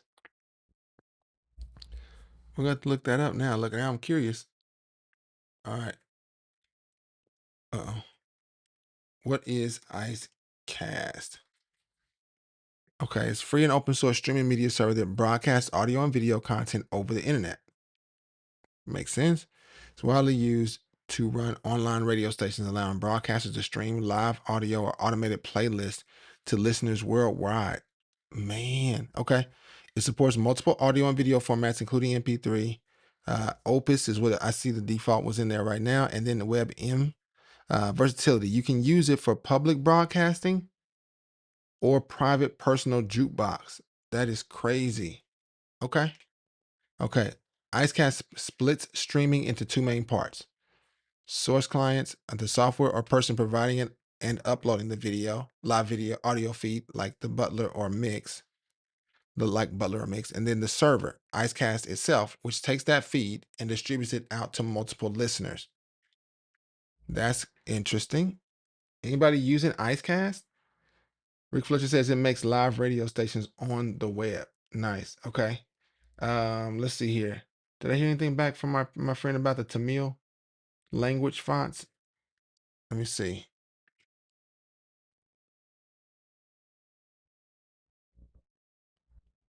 Tamil language. Dravidian language. In southern India or Sri Lanka. Okay. Yeah, that's gonna be a good question. I would put that request in, going back to Jeb and Leslie's 4625.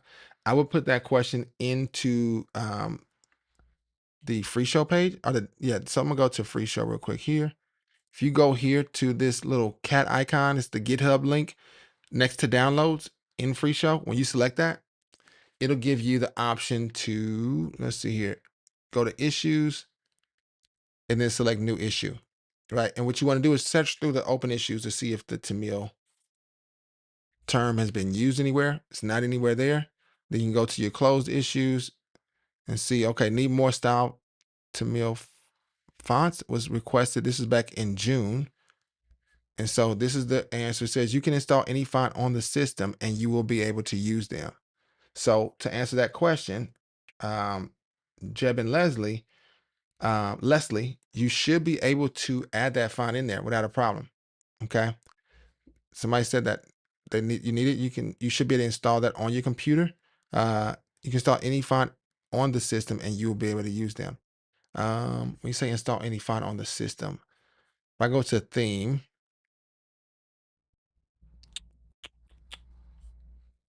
so these are fonts I've got on my computer. And I'm guessing that's what he's talking about in terms of if they're on your computer, you should be able to use them in this program as a part of the font that you're using. So that would be my take on it, just as a heads up. Okay. Tony Mobley says leaning in on live streaming. I love it. Okay. Rick Fletcher says in the arrangements, you can remove it at individual slides without messing with the main show. I tried and it broke the main show. Thank goodness for undo. Okay. In the arrangements, can you remove it and add individual slides without messing with the main show?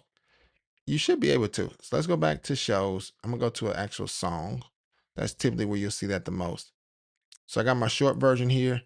I'm gonna go to media and I'm gonna add in this slide as well. That slide has a dash. If I go back to my default, it's not gonna be there. So yeah, you should be able to add in other stuff.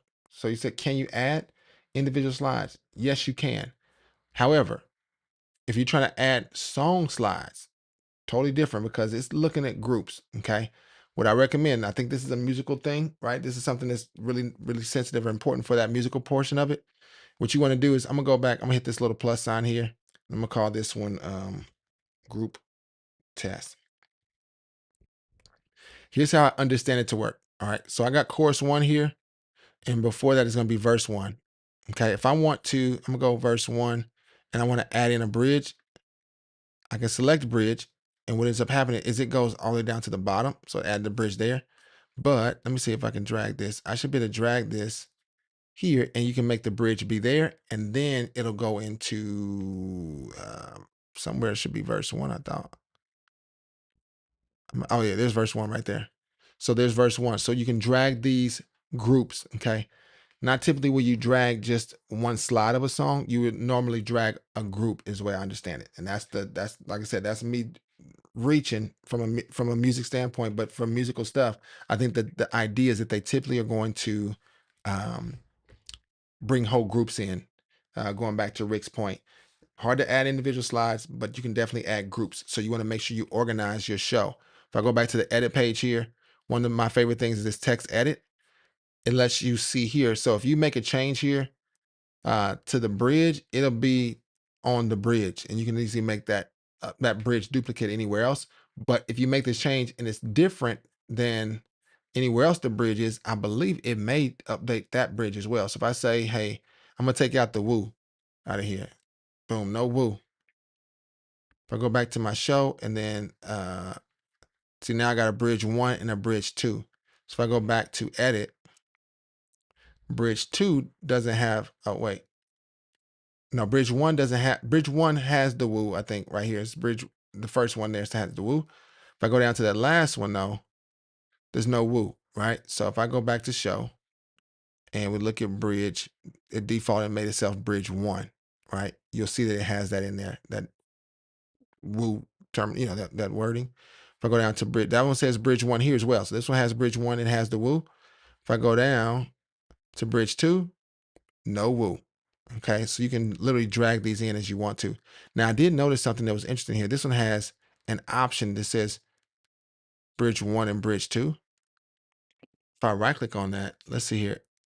It just shows that there's more than one, I guess. So you can change it to be, I don't know how that works. I don't know how to make it be a different bridge. Yeah, you got me on that, but maybe I can drag it on top and it'll replace it. Yeah, I can drag it right on top. And now bridge 2 is for this one. It doesn't have a woo on it, and it just replaced it, I think. Looks like it kept it there. But yeah, that's just the group testing. But yeah, groups are going to be the best friend for those who are doing musical stuff. All right. Let's see here. For protection. So Tony Moby says he's doing the requesting about the VPNs for protection. Mr. Terry Ray says for internal or external. Tony Moby says right now ministry is totally virtual right now. And then Jebin Leslie says, got it. Thank you. No problem, my friend. Rick says it was several versions ago. Now I just disabled them. I love it. So disabling, how do you do that? You can right click on it, I guess. What are you doing? Right click on this. Oh, disable. Boom. So you just disable an individual slide. I got you. And you can enable that one slide. That makes sense. And that's a really good way to do it too. If you want to just get rid of a slide from showing up, you can just disable it. The groups are a big deal too. I think musicians and people musically inclined would have a field day with that. I just don't know much about it. Let's see here. Mr. Terry says, if you wanted, you couldn't use a VPN on your computer browser. You can try a VPN, but it may eat into your bandwidth. Interesting. Okay. Rick Fletcher says, that's cool. Didn't know that. I just manually click based on who is leading that week since they sing songs differently sometimes. Yeah. For that, I would make arrangements, and you can go in here. You can actually edit individual arrangements. Oh, no, we're not on that. I was about to say on the edit page. Let me go back to the edit page. Yeah, the edit page, you can't see it. But if I go back to the show, you can make an arrangement. And you can even write, I right click on this and rename this. I would call this the George version. Right, and Brother George is going to be singing. I got the version for him. And then if you rename this one, if Sister Kelly's going to be singing, make hers be hers, right? And she has her own version, and George has his own version, right? As they lead, right? Let's see here. Larry Sweeney says, can you make PNG slide on your show into a video format, like using duration on the PNG for 12 seconds, then advance to the next? Great question. Okay. I think that was something that you asked about earlier too, Mr. Terry Ray. So I showed about how to make them as a logo. Let's talk about a PNG as a slide with a timer is what I'm going to call it. So a PNG for 12 seconds and then advance to the next. That's just a slide timer, right? So we go to shows. I got a sermon in here. What's this sermon? 6-7. This is a test sermon. That's fine. I need to get a PNG file. So there's a couple ways you can do it. I'm trying to think about the best way to do it. My recommendation, if you're going to get a PNG file, if you have a slide, these are all just generic slides with a weird template on it, but that's cool. Let's do slide here. I'm going to go in here. You can go in here and say, hey, I want to add in at the bottom here. I'm used to going to the top right, but you go to the bottom, hit the plus sign. You can add in media. Okay. So from here, you would choose the media you want. I just clicked on that box. It automatically took me in. and I need to go to my pictures and I need to find a .png. It's thinking about it. I got a few PNGs in here. Okay, so I got one that's just a big X. Let me see what this is. Those are something else. Those are PNGs. I'll do this one just so we can see it kind of function in a way that makes a little sense. So this is actually a PNG I exported out of, what's it called? Canva. You'll see the preview of it there. For some reason, it's not showing up here. I don't know why, but it's there and I can see it right there. So if I go back to my show, you'll see this PNG is down here. It's like a lower thirds that I made during whatchamacallit, in the lab. So I have it there, but I want this to actually go on a certain time and go to the next slide. So you can right click on this and select slide actions and select next slide timer. It's that simple. So just go select next slide timer. You set 12 seconds, lock that in. I just hit enter. And so now I'm gonna go to this slide with the little boy, with the baby Moses, right? And I'm gonna go here to the next slide. Hit the little arrow key, there we go. And that's showing up. I'm gonna go hands free here. We're gonna count down 10, 9, 8, 7, 6, 5, 4, 3, 2, and boom. It automatically adjusted and switched over. But it did keep that background or that PNG on there for some reason. That is weird. Oh, no, there it goes. It finally went. I didn't do anything. I didn't click anything. It just went. That was a long 12 seconds, y'all. I don't know what I did to make it take that long, but it automatically went, and there it is right there. So let me change that to be less than that. Let's change this slide action to be a little bit less so I can keep up with it a little bit easier. So let's say 3 seconds, all right, to be a little bit more realistic for us to test it out, all right? So I'm gonna show you guys full screen here. This is what I got. Arrow to the right. And here we go. We got this here. 1, 2, and 3. It should automatically take us to the next slide. And that's how you would do that with a quote unquote PNG, all right? This is basically the same image. This is a background image, actually, is what you got there. So I can clear that background on here. So I can just take this off. And now you'll see it there. And I can update by hitting refresh. I don't know where that baby, okay, I was like, where'd that baby come from? That baby's locked in. So now this is what that really would look like. And it's gonna go on its own. Like I said, I'm not touching anything. It's gonna just automatically advance for you, okay? So it's a simple right click on any slide you want and then select slide action and next slide timer, sorry. All right, let's see what else we got going on. Can you make a PNG slide? Larry Sweeting, let me know if that answers your question. Tony Mobley 980 is asking or saying that would be an issue if it did interfere with the bandwidth. So thank you for sharing that information, Terry Ray. Yes, indeed. And then Mr. Terry Ray says anytime. King Solomon in the house. Solomon. I think I'm at King Solomon. Solomon, yeah. Hello, bro. I'm back. Welcome back. Welcome back. Remind us where you're from. Remind me where you're from again. I remember the name. I'll never forget that name. Tony says, Gary, our community, or it says, Gary or community, can you recommend a house of worship using FRR? I'm guessing you mean FreeShow, right? Okay, yeah, doing hybrid. Okay, using FreeShow, doing a hybrid service. So for those in the community, and this could be something you can leave in the chat if you're watching this after the fact. It's not, you don't have to be a part of the live group, but if you're in this live group right now, let us know in the chat, like a link to you guys' like maybe YouTube or Facebook or something like that. Put that in the comments. I would love to hear that in the chat. You can put it in here now, obviously. But if you're watching this now, put in the comments a link to your service that's actually a hybrid service specifically. This is going to really be helpful for those who are trying to do something like that. I know Mr. Tony Mobley is working on that. I'm sure he's not alone. There's other churches and ministries that are looking to probably have a hybrid service and use FreeShow to do it. One of the big updates to this version 165 that you'll find is not just the things we talked about so far, but also along with audio routing, along with all the other things we've said. I can't remember what else we said. We had a lot of stuff we talked about. The live streaming capability is built into the program. All right. So that's a big deal. Let's see here. Mr. Terry Ray says, hey, are you asking about a house of worship that uses FreeShow? Yes, specifically FreeShow, but he's not just saying use FreeShow, but also saying you use it in-house and also for your live stream somehow. Okay. King Solomon says, you can simply say King Solomon. Okay, got you. In India. Awesome, awesome, awesome. And let's see here. King Solomon says, brother, can you help me make a template from scratch? And I want to make sure only 4 lines come at a time. 4 lines come at a time. Yes, we should be able to do that. And Mr. Terry says, what do you mean by hybrid? So meeting in-house and online at the same time. That's all. So Mr. Terry, you guys do have a hybrid meeting to where you're saying, hey, we have a live stream and we have an in-house meeting.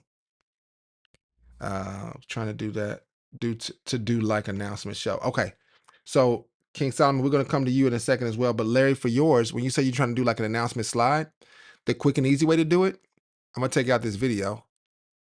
Well, no, we'll keep the video in there because you might have videos in your announcements, right? So let's say I wanted to put timers on all these to be my announcement slide. I can just hit this little clock down here and say I want everything to be 4 seconds and say apply to all. And you'll notice now all of them are going to have that 4-second marker on them. And if I select one of these now, it's going to automatically show you the timer. It's going to go to the next one automatically for you. Okay. And then the last one is going to automatically go back to the start. And so it's going to make itself loop. This one's a video though. So you want to take that 4 seconds off and then it should automatically go to the start once it's done. I believe so. So yeah, I used to have it set to go to next on media finish, but this one has a video with it. So we're going to drag that video up once it's done. You notice all these slides are changing. They're just changing on their own. 1, 2, 3, 4. And it updates. There's slide 2 there. And so next one there we go. And then this one's going to play a video. So I'm going to skip that video up here in a second. It's going to go to 9 seconds here. You see the 8-second mark there. Let's see what happens to this video. It's a Bible Project video. I had the blur box on top of this whole thing, so ignore that. Yours won't do that. All right, so that one did not do it. So you have to make that particular videos. When you have videos, I always say, hey, make it say go to next or next on media finish. And so now if I go back to this, I'm gonna do the same thing. We're gonna test. Oh, you guys can't even see my screen. Sorry about that. Sorry, Larry. Oh, you said you got no videos though, which is great. So let's go. I'm gonna delete this video out. Well, now I'm gonna keep it in there for those who may have a video. What I was saying that I did earlier, Larry, I'm sorry I wasn't showing you guys. If you hit this little clock icon up under your show, it'll give you an option to change the time frame. So I'll make this be 3 seconds now, and I'll say apply to all. It'll give you an idea of how long that whole show will be. So let's say you wanted it to be a 5-minute loop or 4-minute loop. Maybe we'll say 2 minutes. Now I'll say I want this to be 30 seconds.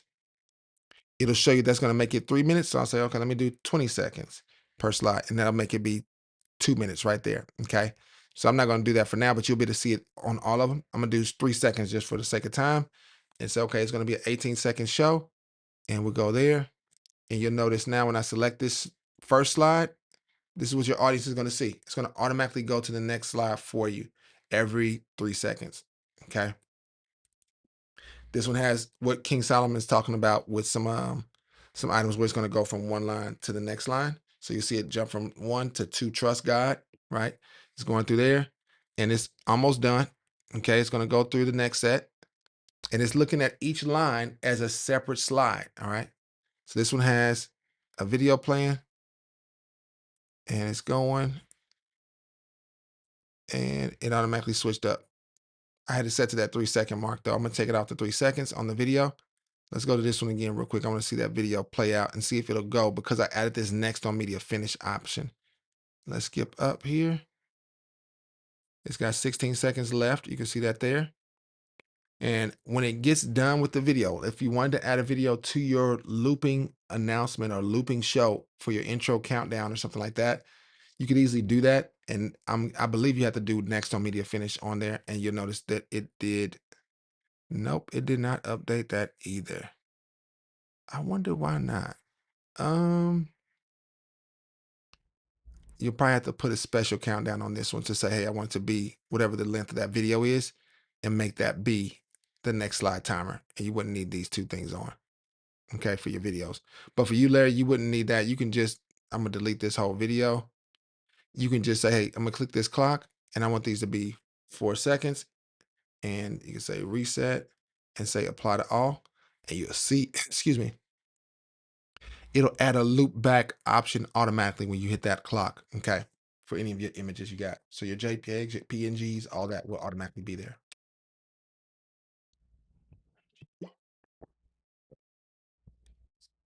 Let's see here. Okay. So King Solomon's talking about a template that he wants to do. So King Solomon, for the templates, it's really unique in the sense that the funny thing with the templates, we're going to go into the templates tab here. You first want to make a category where you want that template to be. Okay. Make a category where you want it to be. And we can make a new category if you wanted to. Let me see. I'm gonna make a new category. Oh, I got FreeShow Friday test. I'm gonna make it in FreeShow Friday test. I'm gonna say new template from scratch. I'm gonna call this one King Solomon. Oops. All right. I hit enter. I get a blank slate. Then you get to dictate what you want to be on this one. You said you want to have a text box for sure. So I hit the plus sign. We're going to add in that text box. And traditionally, what I like to do is I like to put a 1, enter 2, enter 3, enter 4. Okay, this gives me an idea of how big the text is going to be in that space. So if you say I want this to be 200 font, you'll see how it fits in your space. That's where you'll see those templates have the 1, 2, 3, 4 stacked up like that. All right. Now, traditionally, I'm a big proponent of make it as big as it needs to be, but then always set it to say shrink to fit. That's my take. You can make this be as big. So you can say I want it to be 200 with it to shrink to fit. Traditionally, 200 might be too big. So you might say 150.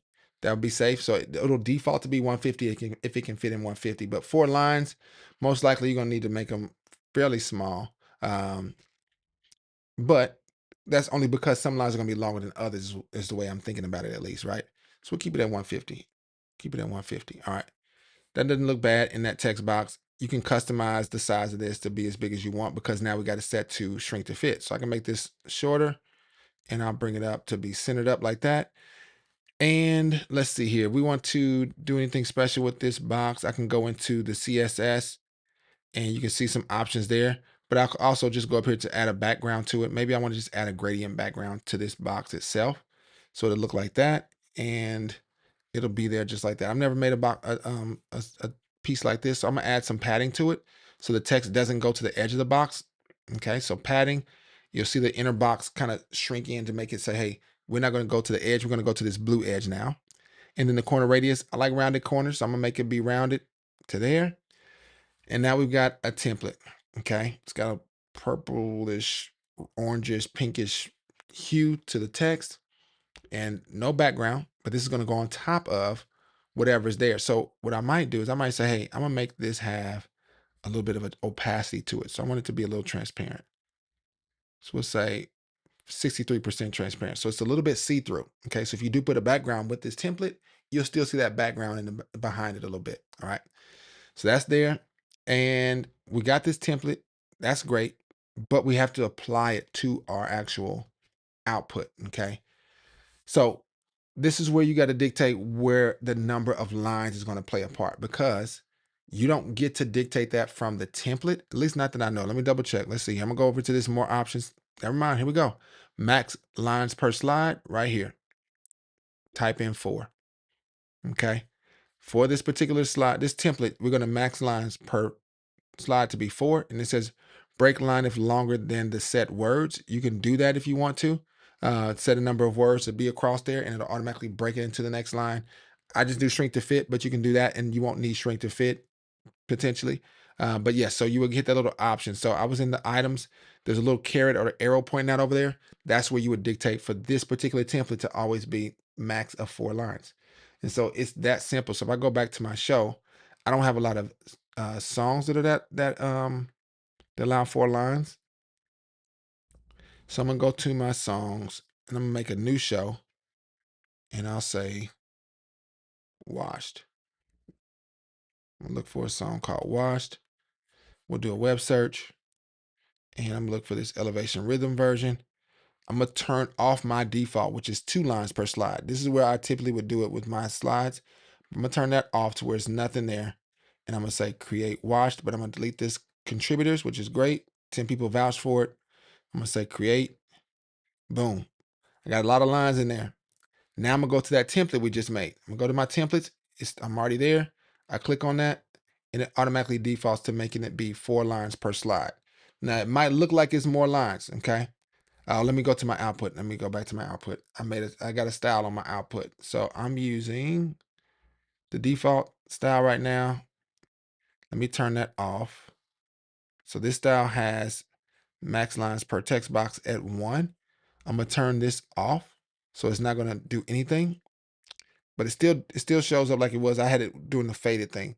So this is actually one line. I've been washed in the water, washed in the blood. That's line 1. I'm as good as new. Oh, hallelujah. That's another line. I've been washed in the water, washed in the blood. That's another line. And then all because of you. Oh, hallelujah. Let's go. So those are the 4 lines. 1, 2, 3, 4. Okay. That's what it would do. And since I got it set to where it would auto or shrink to fit, some lines are going to be bigger than others based on how much text is on there, right? And so if you don't want that, like this one has smaller text because it's just more content on that long line. And so King Solomon, that's something to keep in mind, to understand how that works. So when you do it, like I said, I do the shrink to fit because I like that personally. But we got, let's see here. This is 1, 2, 3, 4, 5, 6, 7 words. I'm looking at the word count here. So if we said, hey, we want to break off at 6 words, maybe I can go back to edit this real quick. Edit. And up here at the top right, under the preview, next to item, there's this more option. We got max lines per slide is at 4. Break line if longer than set words, we can make that set words be 6. Okay. We'll say show. And I'll select this again. And now you'll see here, I've been washed in the water, washed in the blood. I'm as good as new. Oh, hallelujah. You'll see that there. And now you actually have that limit set on those number of words, basically per line as a max. Let's see if I go to edit, we go to text edit, you'll see these are the lines here. So I've been washed in the water, washed in the blood. I'm as good as new. Oh, hallelujah. So if I go back to my slides, 1, 2, 3, 4, those are the 4 lines. This one though, it says, this is, I'm standing in your victory. Oh, hallelujah. Let me see what that one looks like. That's slide 5, 2, 3, 4, 5. So the reason that one broke was because it literally is broken out on its own. So it literally just showing up with that. So it doesn't let you force it. Let's see here. King Solomon says, brother, can I do something there? There should be only 4 lines. And if it is big, it goes to the next slide. So if it's too big, it'll go to the next slide. I see what you're saying. I think the hard part about that is when you think about reading content or text, you don't want to be singing a song and then break in the middle of a line. So that's where it doesn't just automatically go over to the next line. But you says I want it small, not so big. All right. So if that's the case, you would update your template here. We go to edit and we'll change this to be 100. And you'll see now it automatically shrinks down all that. Now go back to my show. You'll see everything shrinks down and it's pretty consistent. Nothing's going to be big, but you might say, I want it to be even smaller than that. You can do that as well.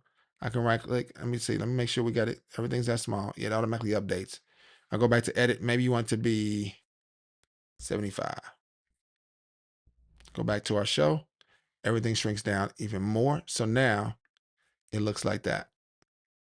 And this is with that 5-word limit on it. I think that's what I did. 5 or 6. I think I did six words per line. And so this one has 6 words per line and it automatically breaks it off. And so that 6 words is going to be your breaking point to where to automatically push it over to the next. Does that make sense? And so you want to manage the size of your font, manage the size of your font in your template, but then in that setting for that template, go over here to the right and you can set the break. And that's going to make it roll over to the next slide if it needs to, or roll to the next line, which dictates if it's going to be a new slide or not. And I would just change that. So if I took this off, and I didn't have anything in there. We got max lines is 4 per slide. If I go back to show, I think it automatically changed things in the edit itself. If I go back to the show itself and I edit this, no, it may have. I can't remember if it did that or not. But yeah, so this is 1, 2, 3, 4 technically. I think that's what dictated it from when I did that on the template. I believe I did that. But I could be wrong. I could be wrong on that. But I always do my songs usually from the beginning. What actually you did in the style? I found what you made.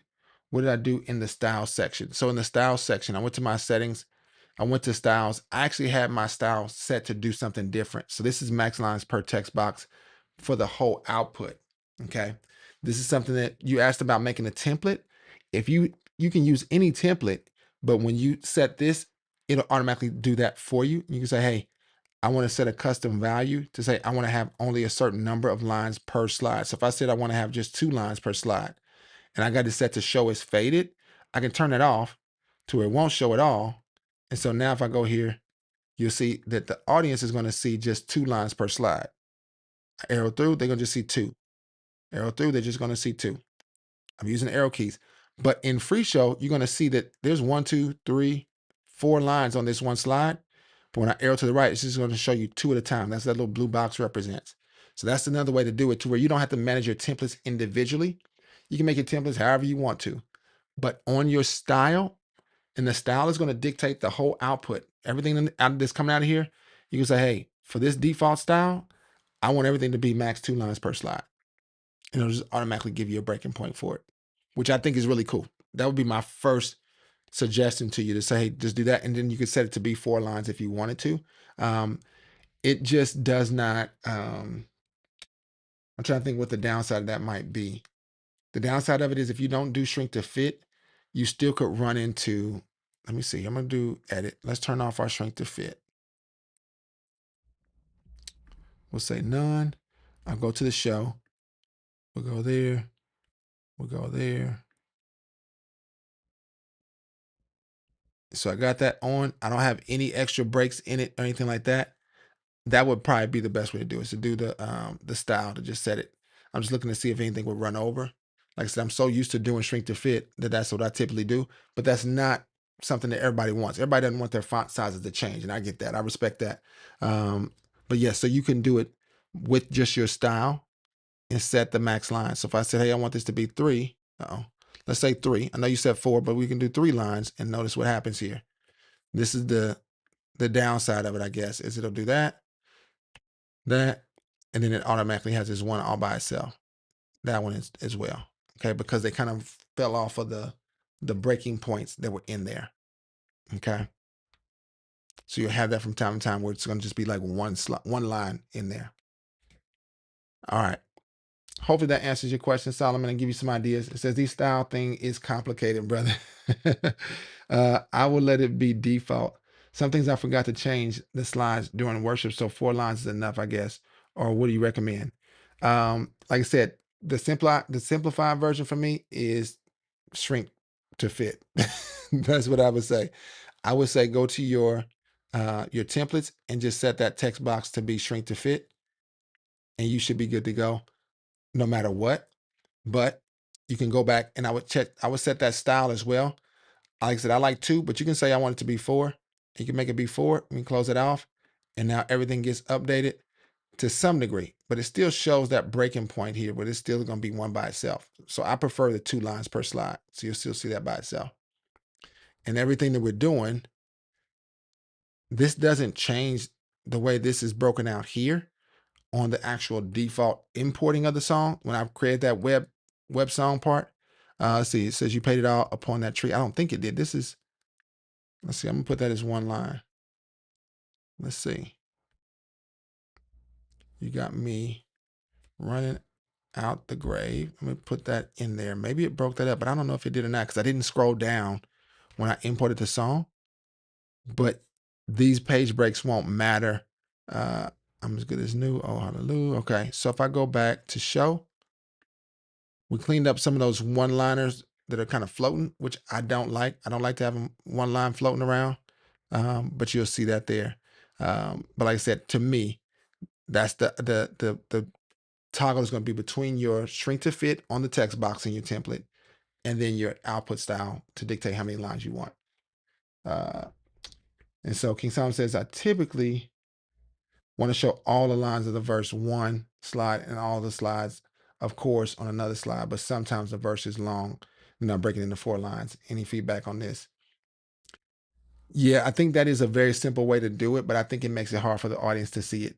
That's the only reason I don't like doing a lot of lines. I like to make everything as big as possible. Like I told you guys earlier, I got a training background. So as a trainer, the best thing I can do is make everything as visible as possible, right? I don't want anything to be difficult for you to learn by making it super small. So if you got a bunch of lines on there, somebody might have a hard time seeing it.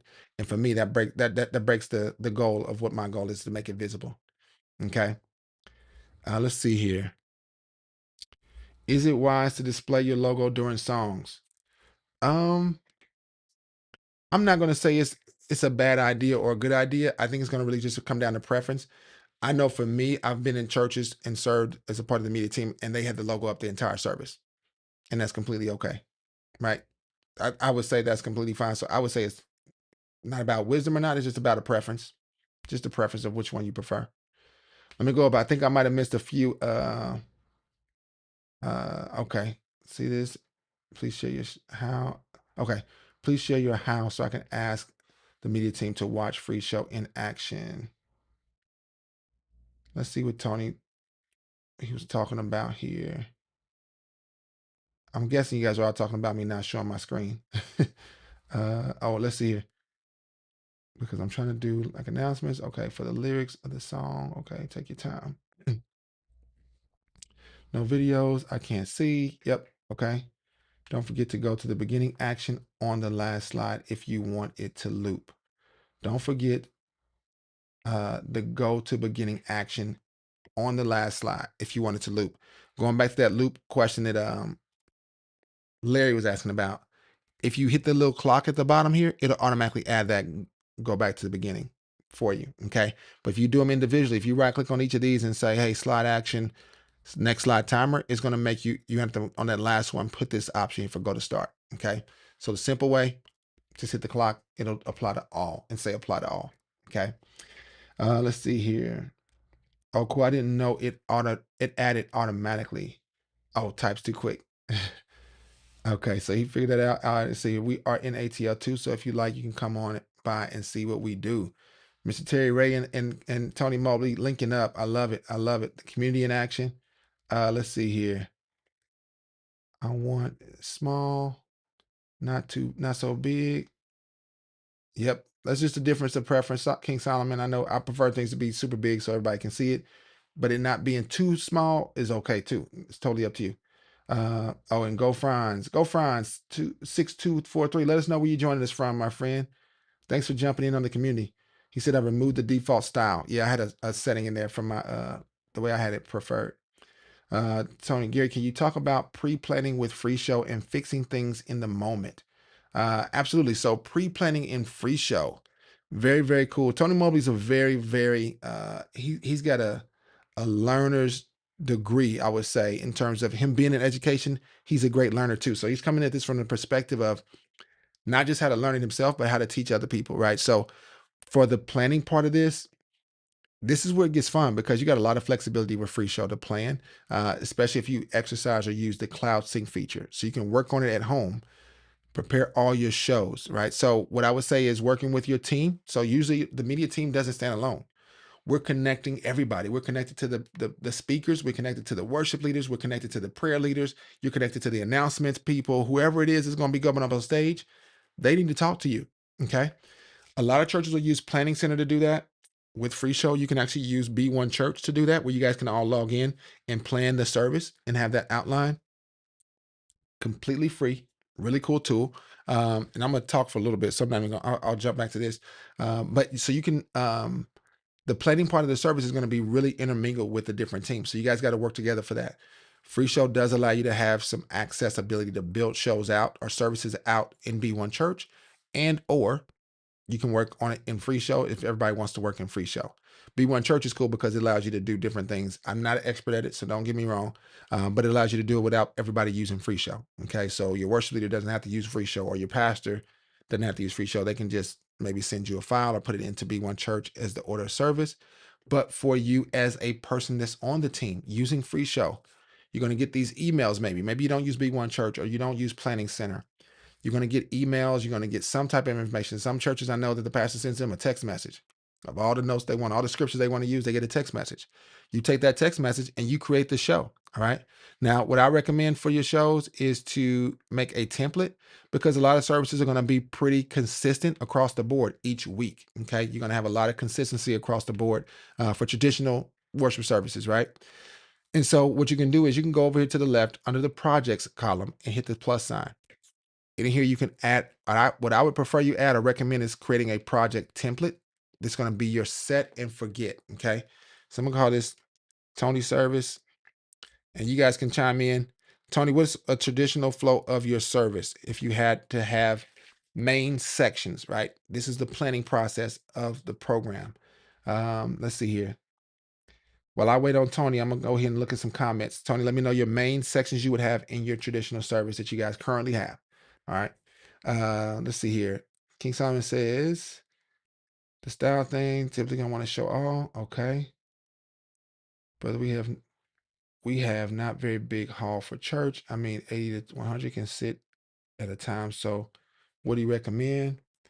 Yes, I still recommend bigger the better, depending on how big your screens are, right? So if you got a supersized projector, then yeah, the text doesn't have to be that big. But if you got TV screens, maybe it's a 50-inch or 80-inch or whatever it is, a 100-inch TV screen, then I would still recommend making them as big as you can. Okay. Rick Fletcher says, I try to split verses at natural breathing points. I love that. If the singers pause to breathe or for a few musical notes, I use that AC, the slide flipping rhythm. What's AC? Use that. I don't know what AC means, but I'm guessing it means as the slide flipping rhythm, maybe. Let's see it. David Diorens says, if I have imported hymns, how can I set grow to fit on all of them? That's a great question. So you would set grow to fit on your template and then apply that template to the hymn, right? Just click that and apply it to the hymn and it'll go from there. Yep, that's a great question. And Go Franz is from the Bronx. All right, representing from the Bronx. I love it. I love it. And the Bronx, look, tell me where that is. Is that New York or New Jersey? I think that's New York. I'm not gonna act like I'm an East Coaster. I don't know a lot about that, but I think that's in New York. But correct me where I'm wrong. Moi James Mark says, hi Gary, I'm James in Lille, France. Come on. Is it Lily France or Lille France? Let me know. Nice to meet you, James. Thanks for joining us. GoFront says, thanks for all you do, bro. Appreciate you so much, and pray bless you abundantly. I appreciate that. I appreciate that. I received those blessings. Let's see here. Tony, I'm waiting on you. Talk to me, Tony. I might make up my own service for you, but let me know what you think for your service outline. What do you want to do? In the meantime, I'll keep reading some comments here. Termoir says, Termoir James. Oh, this is James. Yeah. How do you have a current slide and next slide for a stage screen while showing lyrics? Great question. Great question.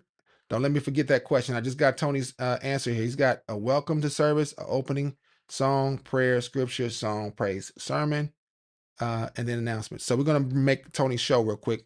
Go on to the planning part. So you would we're in our template. You'll see it here. It shows this is a template by the little icon there.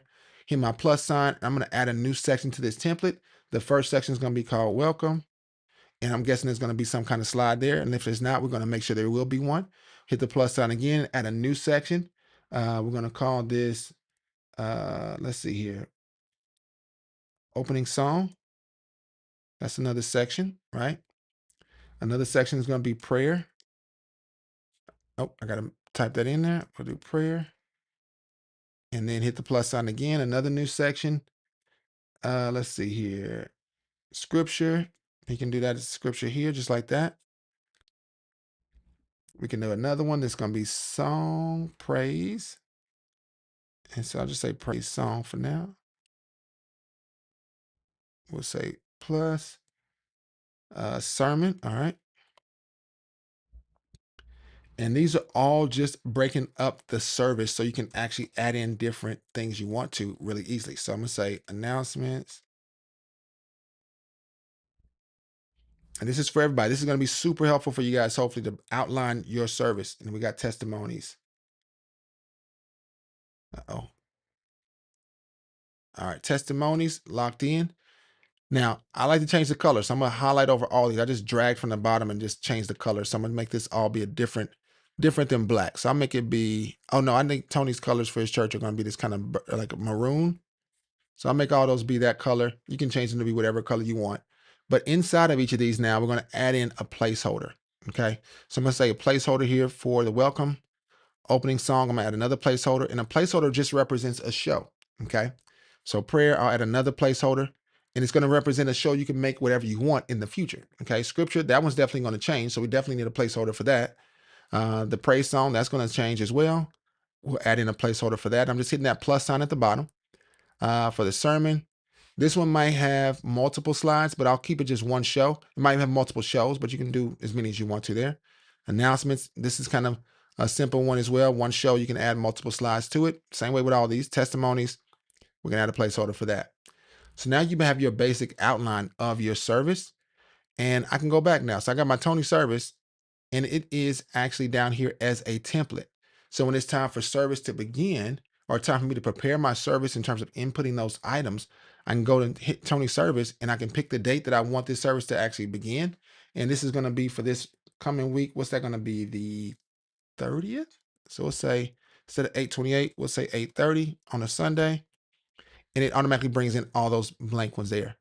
Now you have to go to your shows. All right. So in your shows category down there, or your shows tab, I should say, I'm gonna look under all of my shows. I'm just do a search for everything. I'm just doing some random stuff. So Tony, you guys will customize your own. I've got a welcome slide here. So I can select placeholder here and select the show and do a search for welcome. And I'll just select this welcome one here. I don't know what it is. It just says welcome. Perfect. Opening song, right? For this week, for 8:30, I can select the placeholder for that. And this time I want the opening song to be Firm Foundation. So I'll type in firm. There it is. I can go to prayer, select a show for that. And you're going to have a library of songs or shows like I got here. And so I got prayer time. I got a slide called prayer time. I add that in there. I've made these slides already, but like I said, you'll make them once under the shows category. You'll make your shows down here, make a new category and hit new show. But I'm just doing a filter. I'm gonna clear this out over here. This is all my shows. I got teaching slides. I got training test slides. I got a young man in the Bible meeting I have. You can have as many different categories as you want. I'm doing the placeholder option because it makes it simple. So I can select this show here and I can look for a scripture. I'm just pulling one of the scriptures I've got. But if you don't want to do it this way, let's say you wanted to go to the scripture here and do a search for it. Maybe they're going to be coming from Numbers chapter 5. I don't know what this is. I'll say, hey, I want this to be the show. I can drop that there. And now Numbers chapter 5, verse 2 is going to be the scripture that we're going to read there. All right. That's an interesting one. Interesting scripture. That's okay. All right. It's in the Bible. It's all right. All right. Praise song. We need to find a praise song. Select the show. We can find a song. I'm just typing in praise. I got a song in here called Praise.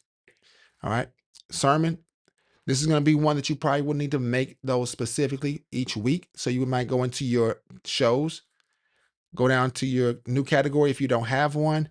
And I made some teaching slides here, our teaching category.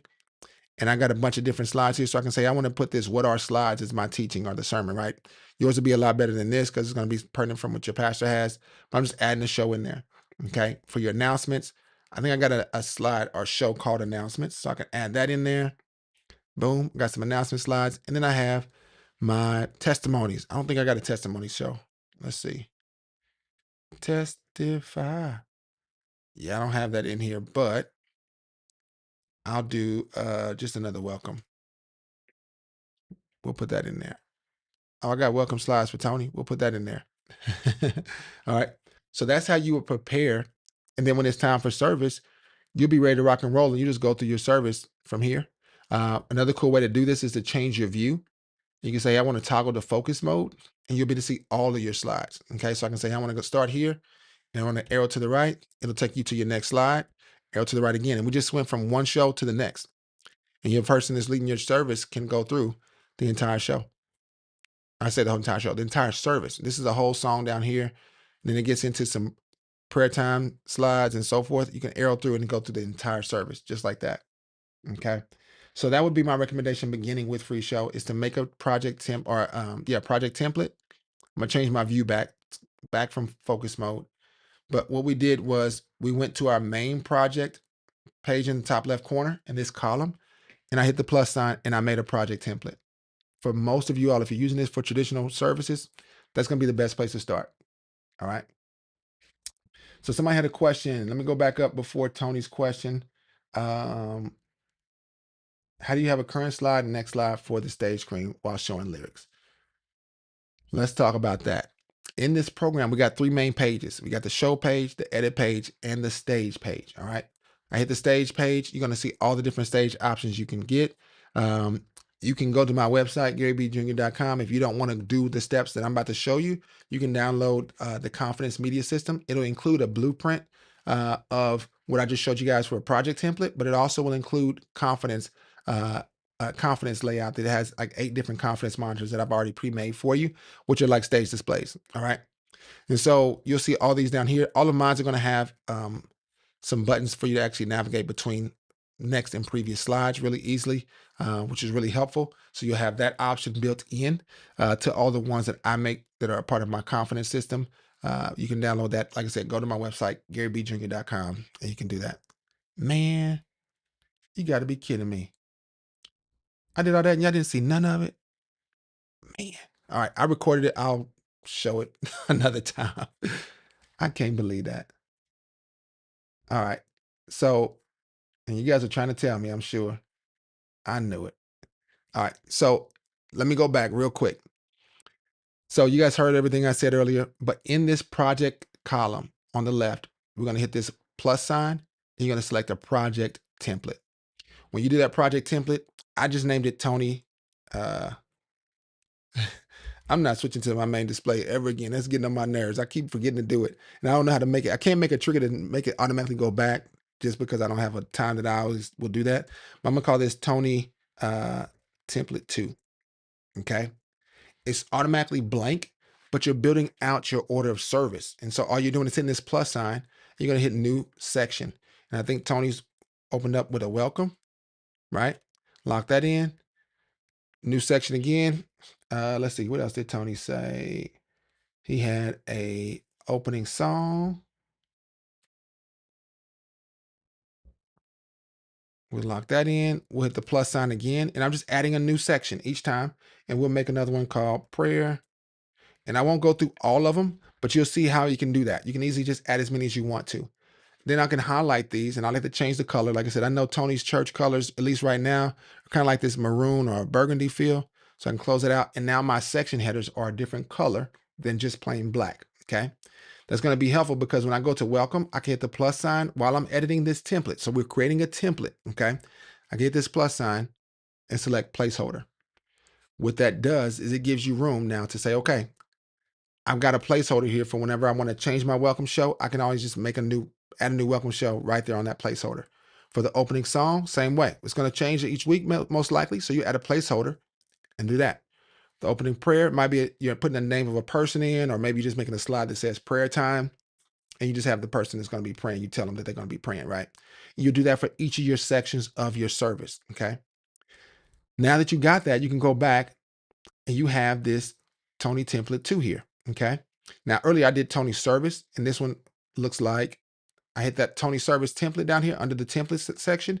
I changed the date to be 8:30. Hit enter, and you'll see all the different ones. And I did that same thing, but they're all built out already with a placeholder in them. After you've got that, you can go in and you got your 8:30 service ready to go, but it's just a skeleton. Okay. So you got to fill it in, or as an outline, I guess would be the better word. So I can hit the placeholder and select a show. And I just do a search for the welcome. Boom. I'm gonna just pick my welcome slide I've already made. You would have to make a show called welcome. Don't get me wrong, but I've already made one. So you might most likely, if you want to keep it, the welcome slide the same each week on your template, just make that be there and don't have it be an open placeholder. Just add that slide there or that show there, right? For the opening song, this is going to be a select a show option as well. I'm going to do a song. Actually, I could do that. I'll do firm foundation again. That's what I had earlier. So I'll do that. We got firm foundation, and then I can do prayer. We'll go here, select the show again. I'm just hitting that placeholder, and I'm gonna do a search for prayer. And I've already got a prayer time slide. It just says prayer time. You can make a show that does anything you want to, but I got that there. I can go to my scripture placeholder, same thing. Okay. Select the show. If you have a certain scripture you want to use, I have picked Numbers 5. I'm not going to put that back in there. I'll do 1 Timothy. It's a lot of scriptures, but that's cool. They might use all of those, right? Depending on your service. Praise song. Go back to select the show. I'm just going back and hitting my placeholders, and it lets me look for the show or for the song. So I'm gonna do a search for the song praise. Boom, it shows up there, and you do that all the way through. All right. And then once you're done, you got a full service. You go up to the top option that says view, and you select toggle focus mode. And now you can see your whole service. I can select my welcome slide, and I just arrow key to my right, and it automatically goes to my next section, in this case, called opening song firm foundation. Okay. I arrow through the whole song. You'll see up here at the top right, this is what the audience is going to see, right? I'm just arrowing through, right, as the song goes. If I scroll down through here, though, after all the slides of the song, it's going to automatically go to the next section. So I can go here and then go there, and it automatically takes me to my prayer time. And you see the prayer time slide go up there, and it goes on. I arrow to the right again. It takes me to my verse. So you literally will go through the flow of the service. Now, a cool thing you can do, I say cool. This is now we're getting a little less beginnerish and getting a little bit more technical. If I go back to this and I go down to those templates that I got my templates down here. If I pull my drawer up, they'll be up a little bit higher. So this is where you typically see them. If I go down to that Tony service that I made with all those options, I can edit that, and you can put times to this. You can say, hey, I want the welcome to happen at a certain time. And we say, hey, well, I want that to happen at 10 on the dot, right? We want that to be 10 a.m. Boom. It'll automatically add a time for you. Opening song, that'll happen that's going to happen, let's say at 10:05. You can put that in there, and it'll give you an idea if you're on track with the flow of your service, and it's going to save that and put that time frame there for you as well. So you now have a more detailed service outline, and you can do a lot with those times on your stage display later on as well. Okay. And so next time you make a service by using this, I'm going to go back, it automatically saves it. Next time I make a service from the Tony service, it's going to have those in there. So this is going to be an unlabeled one, but it'll have those times in there by default. So you'll see 10 a.m., 10:05, and you have all the other times listed out there as well. All right. Let's see here. I know I messed up. I'm showing you guys that for a long time without showing my screen, but that would be the planning that would go into it at first glance, Tony. All right, let me go back to that question about the stage screen. So I was talking about my website, but if you go up here, there's 3 main pages in FreeShow: the show page, the edit page, and the stage. The show page is kind of like your home pages, which is where we are now. The edit page is going to be kind of like the place where you would edit any slides you've selected.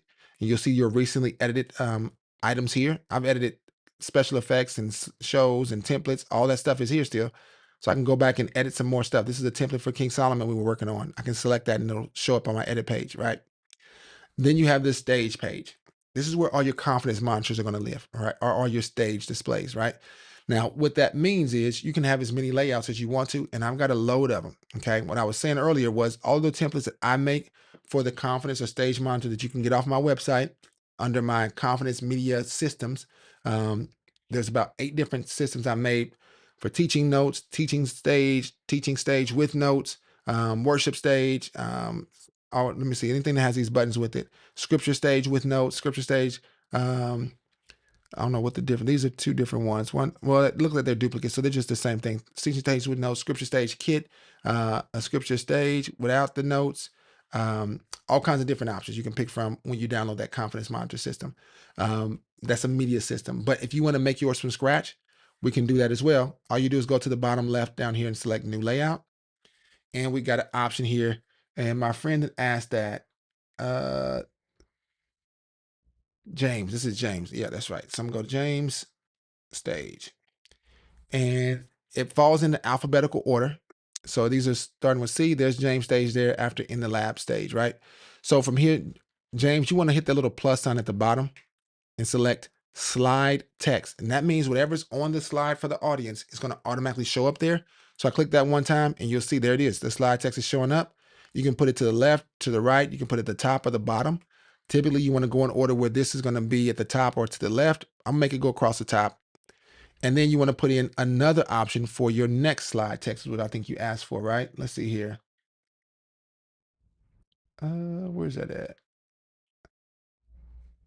Okay, current slide, next slide, for stage screen. All right, yeah.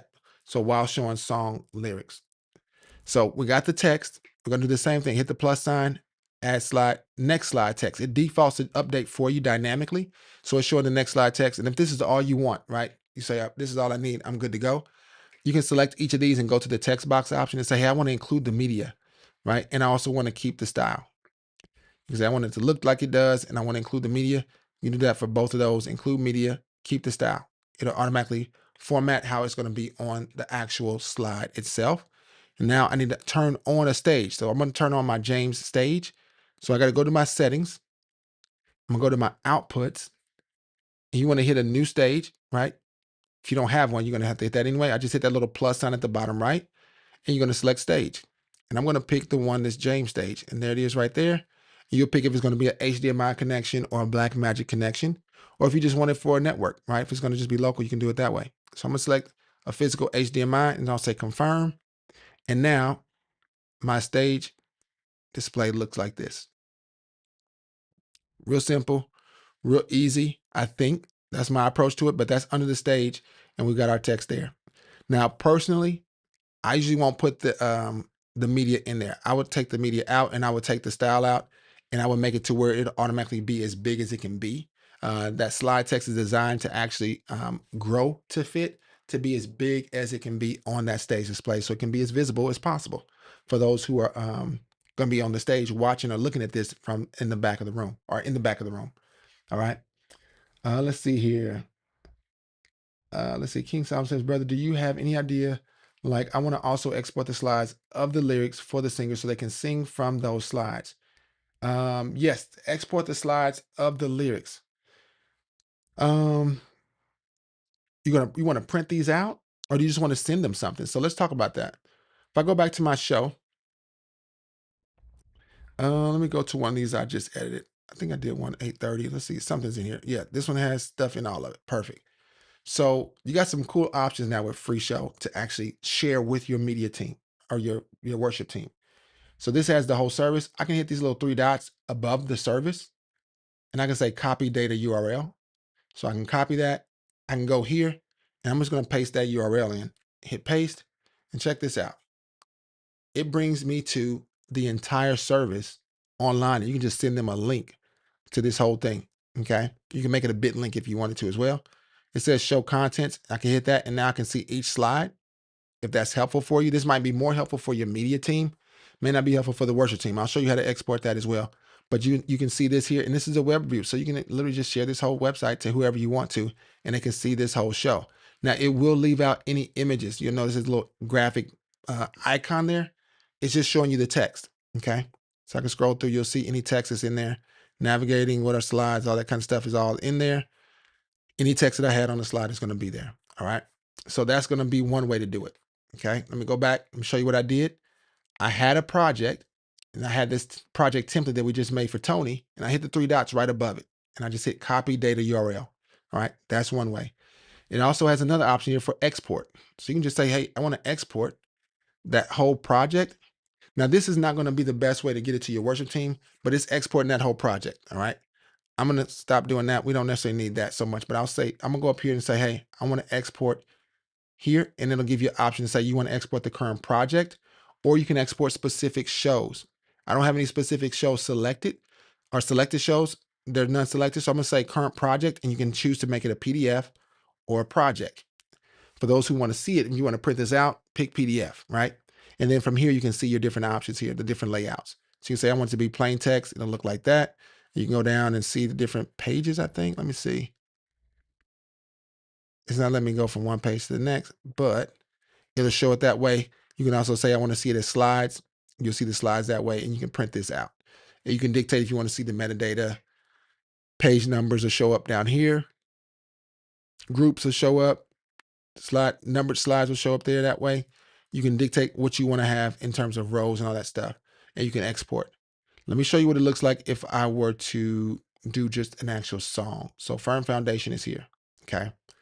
If I go back to File, and select export. You can say, I want to export this selected show because I'm sending this to the praise team, right? Now you have more options. I would still probably look at the PDF option. The text is going to be cool too. We talked about that earlier, where it'll keep the chords. If you added any chords to the song, it'll keep that in there. But let's do PDF. And this is give you an idea of what it looks like for all the other slides. I just didn't have that because I was on a project that had, different shows. But this is what it will look like here. So you can say, I want to have 6 rows. You can say, hey, I want to have 5 rows, 4, 3 per page, or 2 per page if you want to. It says original text size, or you can turn it off and it'll make it looks like it made it smaller. You can make it to where that's the default view. You can make it where it's plain text. They might want it to look like that. Okay, you can change the type again from plain text to slides, and they may want it to look like this. Totally up to you. Say, I don't want to have 3 columns. I want to do it to where it's a little bit bigger, so 2 and 2. But you might say, I want to have, this many rows. And you can have it that way and break it up. But you have a lot of flexibility with this. You can take out the groups if you want to, or keep the groups. Now, the downside of having that many, let's see, I'm going to turn it off. So 3 rows with 2 columns works pretty nice. If you said I want to just have 1, it'll look like that, which doesn't look real useful because everything's so tight. I like to break it up so they can see it. You can invert those if you wanted to turn off that background, basically. And then you got your page numbers in here as well. So I can say, I want to turn off the page number. You'll see that show up there. There's 9 pages. This is page 2. You can turn off the groups, turn off the refrain. You'll see that there. Turn off the chorus if you want to. Your worship team is going to probably want to see that though. All right. But you got a lot of options here. Media-wise, it just shows it like that. Not a big deal for me. Chord sheet, they might like that as well. Totally up to you. I don't know a lot about chords, but the chord sheet is here. It does have some chords there, but it also has the verses here. I don't know if those are actual verses though. So yeah, you would make sure you got it organized in the right way for that though, but you can do that as well. You can have more than one column. You can have it that way as well. But you got a lot of flexibility when it comes to exporting the shows out. Let's see here. For the lyrics, for the singers. Yep. So that was King Solomon. David Davidiorans. I don't know how to say the name. It says, thank you from Nairobi. Welcome, welcome. The Bronx. That's my neighbor with Gwirlin MJ. Was I right about the Bronx? Is that in New York? I know you're in Jersey, Gwirlin. Let me catch up on my notes here. Let's see it. Thank you. Okay. James says, yes, it is. That's awesome. Thanks. Okay. James also says, is there a quick way to switch between stage layouts like the way Pro Presenter has macros? Definitely, my friend, definitely. If I go back, I'm gonna close this out. You can make actions in A Play Pro. So if you go to functions, you'll see an option here called actions. And in here, I got a bunch of them already. So I'm gonna just do a search for stage because I already made one. You'll see here, I got a bunch of them that says, go to the scripture stage or go to the stage teaching notes option, right?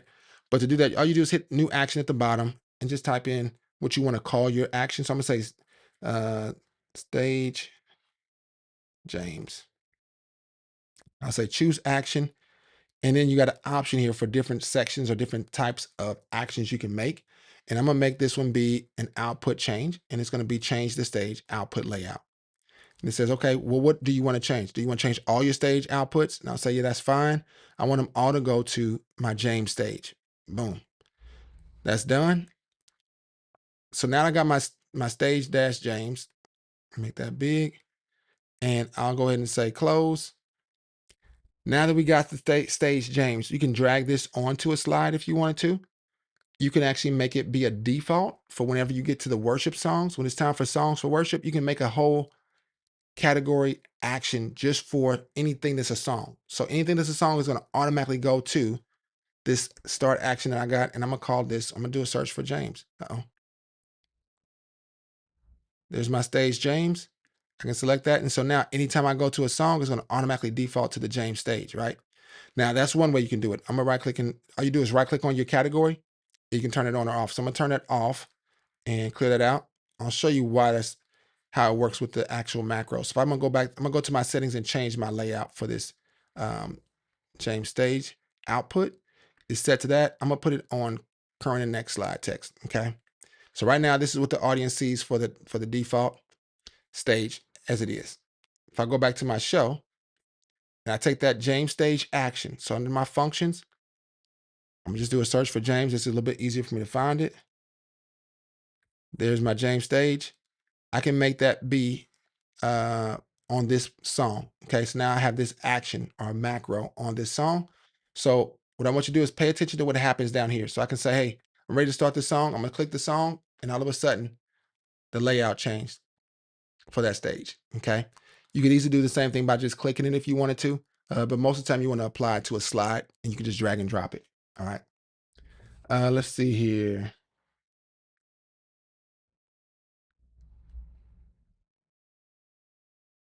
Let's see here. Yeah, I was missing a lot of you guys. Uh, Tony Mobley giving a benediction. Okay. Yeah, I'm sorry I didn't let you guys see my screen earlier. Let's see here. Maybe a picture in picture. Gorilla said I'm too focused. I was, man. Let's see here. I'm finally catching up. Let me see. Maybe a picture in picture. Okay. Solomon says try file. Perfect. So he was, oh, Go Franz was answering Solomon, I think. Yep. Try file, export, choose from current show, select the show. Yep. Exactly what I would recommend as well. Great point. Let's see. Is there a quick way to switch between stage layouts? We just went over that.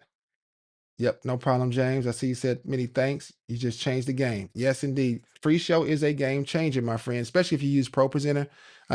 We can talk all day about that. In the comments, if you're watching this video, you got this far. Thank you for your patience. But secondly, put a comment in the comments. I'll answer any questions that usually come in my comments, and we'll try to make a video for them or answer it live on Free Show Friday.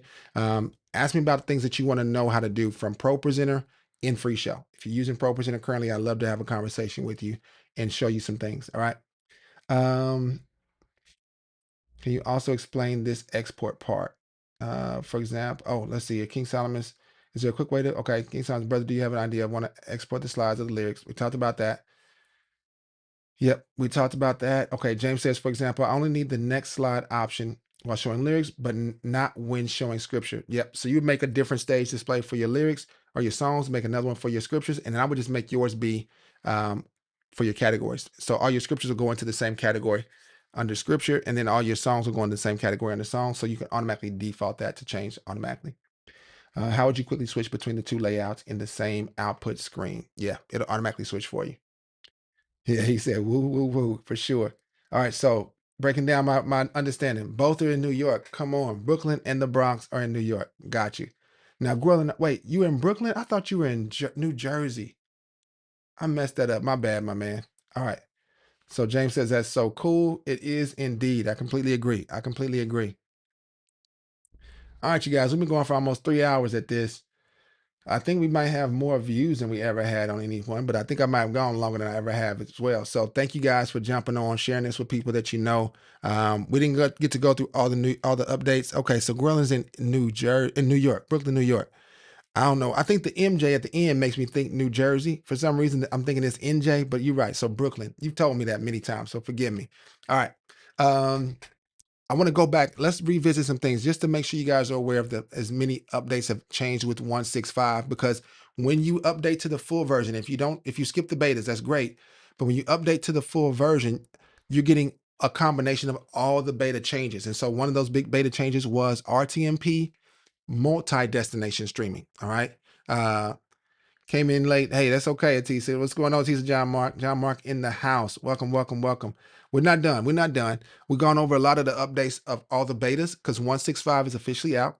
Okay, so the betas are done for 165. It's officially released, and we've gone through those. So you'll have to check those out. Rewatch that for sure. But with this RTMP multi-destination streaming, this is a game changer. Now, for those who have it in their budget, feel free. I definitely would encourage you to get a hardware encoder. That would be really cool. I was looking up some stuff about Resi. Never used them. I've just seen a lot of churches I've worked with. They do use that, which is great. But if you're using an online streaming service like Restream or StreamYard or something like that, I don't know if they actually will buffer for you like a Resi encoder would, to where it will make it seamless. I think you'll still have internet issues with those platforms. So if you're paying for StreamYard or Restream, there's some questions you got to ask yourself in terms of Free Show can now do all that built in. So if I go to my settings now, I can go over to the option now. Let's see here. What is it under? Under outputs. Okay. You can make a new output. And I'm gonna just do a normal output here. And I'll make it be my default. Oh no, I'll make it be my camera YouTube, camera YT, and I can select RTMP.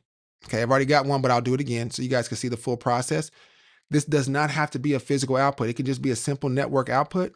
It's just that. But if you want it to be physical as well, you need to turn that on because otherwise you won't even see the option to make a physical HDMI connection for this output. Okay. But traditionally, you could do both, right? You can pick one from the top row, one from the bottom row.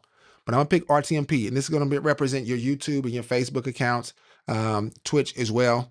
You can do WebRTC if you want to go still to Restream, you can do that. Or you can do NDI if you want to go through OBS. Okay. I'm gonna do RTMP because I think it's a game changer. I have not started using it yet for my live streams, just because I've been testing it out. But I'll be honest with you, it may be the next thing. I just got to figure out for me, the biggest difference for it is going to be sharing my screen of FreeShow while using FreeShow is going to be the mind job. That's hard for me to comprehend. So OBS is a really cool feature because it allows me to have those as separate windows. All right. But RTMP, I can select that, say confirm. And now you're going to get this option. You're going to pick the size of your output. Okay. You hit the drop down or the pop out. It gives you default ones here. So you can say, hey, 4K, you can do 1.5K, I think is what they call that. You can do 1080p, 720, whatever's going to be most conducive for you. I would look at it as your bandwidth. Okay. So if you got really, really low internet speeds, I would go lower, maybe 480 or 720. If you got decent, you know, you can at least pull 7 to 10 megs to upload, then do 1080. But this is going to be your upload basically, right? So you got that. And then you need to change your bit rate. Okay. So you got your frames per second. You can keep that at 30, no big deal. But this is your bit rate. So right now it's set to 4 megabits per second. That'll work just fine for like 720 feed. For 4K, I mean for 10, this is full HD. 1920 is full HD. I'm gonna say, let's do a search for recommended bit rates. Streaming bit rate. All right, so here we go. For standard 1080 and 60 frames, they would say 6 megabits. But if you're doing 30 frames, you could probably get away with 4 megabits, right? So that's going to be just fine. It does not change for you in FreeShow, but I'm just looking to see what we got here. So here's some options here. These are showing at 60. Like I said, we're doing 30 by default right now. 1080p 30. They're saying 6. Okay. For YouTube, higher limits allowed are here. So you'll see that. There's the Twitch. These are the Twitch options. This is the YouTube options based on that, or up to 15 megabits. Like I said, mine is giving me a message because I'm streaming at 20 megs and it's saying, hey, your bit rate is a little higher than recommended. And so I would say that, yeah, 6 to 8.5 or 5 to 10 is going to be pretty decent. So in here, you want to change this. So if I want this to represent 5 megs, I think what we're looking at here. So this is showing kilobits. So kilobits per second, it's in the thousands. So you're looking at that. So I would say, hey, I want this to be 8,000 kilobits per second, okay, which represents 8 megs. I do megs typically. Then you would pick your video encoder, right? So if you have an Apple computer, this one, the M chip series, I would recommend doing the video toolbox for Apple. But if you don't, then you can just do software, okay, and it should work just fine. I believe that just uses your CPU, right? These are the same options you'll see like in OBS as well, which is really cool. But in here, you can select your option here for X64 for that, or you can set it to auto. Okay, and mine's auto set to Toolbox, Apple Toolbox, if it'll do that, which is really cool. I never even saw that. And then you put in your stream URL directly from YouTube, and then your stream key directly from YouTube as well. But it doesn't stop there. So I'm gonna just put in something random for now. You'll see here I can add an additional destination, and I can go to my Facebook account and add in the URL for that, right? All right, and I can do another one here, and I can add another destination. So this basically becomes your StreamYard or your Restream directly from the program. Now, excuse me, the biggest benefit of StreamYard and Restream is they'll do the binding for you and the distribution for you. You're just sending out one output. If you're saying, hey, I'm going to send out 8 megs as my frame rate or my bit rate, I'm sorry. I believe that means 8 megs for this output for YouTube and 8 megs for this one. So make sure your internet can sustain that. All right. Keep that in mind. It's not going to do that for you. as it stands right now. It's going to do that based on each output you're sending, as far as I know, for this particular setup. So keep that in mind. But the streaming is unbelievable to be able to do that. And with that, you can also set up your audio routing for it. Okay, so I'm gonna go here to my audio. I don't even know what I just named that. Let me go back to my outputs. I just call it RTMP1. So it's RTMP1. If I go to my audio routing, you're going to see RTMP1. It automatically is going to be my input that I can send to the channel for RTMP1, and then it automatically is routed to itself as an output. Okay. Now, RTMP1 also is getting the audio from my audio tab and my playlist by default. Okay, that's just a default setup that it does automatically for you. If you don't want it to get that, you can disconnect that. This is that audio update that we got. You can disconnect that audio routing and say, hey, I don't want this. Just drag it right to that place and it'll automatically remove that and still keep the others there. Okay, really, really crazy setup with the audio setups. You guys got to go back and look at that if you have not seen it already. Okay, I love the audio page here. The audio routing on this is unbelievable. You can go in and add different microphones connected to your computer individually by turning them on or off. So I can turn this one off, and now you'll see that it's none of that's going out. But that was what was showing those levels bouncing up and down, is based on the way I had it routed. So when I minimize that now, let's see here. Let me see. There's my audio for Rodecaster. And I want this to go to, let's say, RTMP1. When I minimize these, you'll see now my Rodecaster is actually not just on, but it's also routed somewhere. So it's visible or broken out. Okay. If I turn it off, you'll see it's still there. If I unroute it though, let's see what happens if I unroute it. It goes and it's hidden. All right. So if you want to route an audio directly from your microphone inputs, find the one you want and then just drag it and route it to whatever channel you want, and it'll automatically pop out. That's a big deal because in the past it didn't do that. When the earlier betas, it wasn't doing that, which is really cool. All right. Yeah, audio is a way different layer for sure. I'm with you on that, Tony. Let's see here. Gordon says you could probably use OBS to capture your desktop and send it to FreeShow as a webcam. Yeah, that could work. That could work. I can make that work. I'm trying to think about that. That's a good point, Gordon. I like that idea.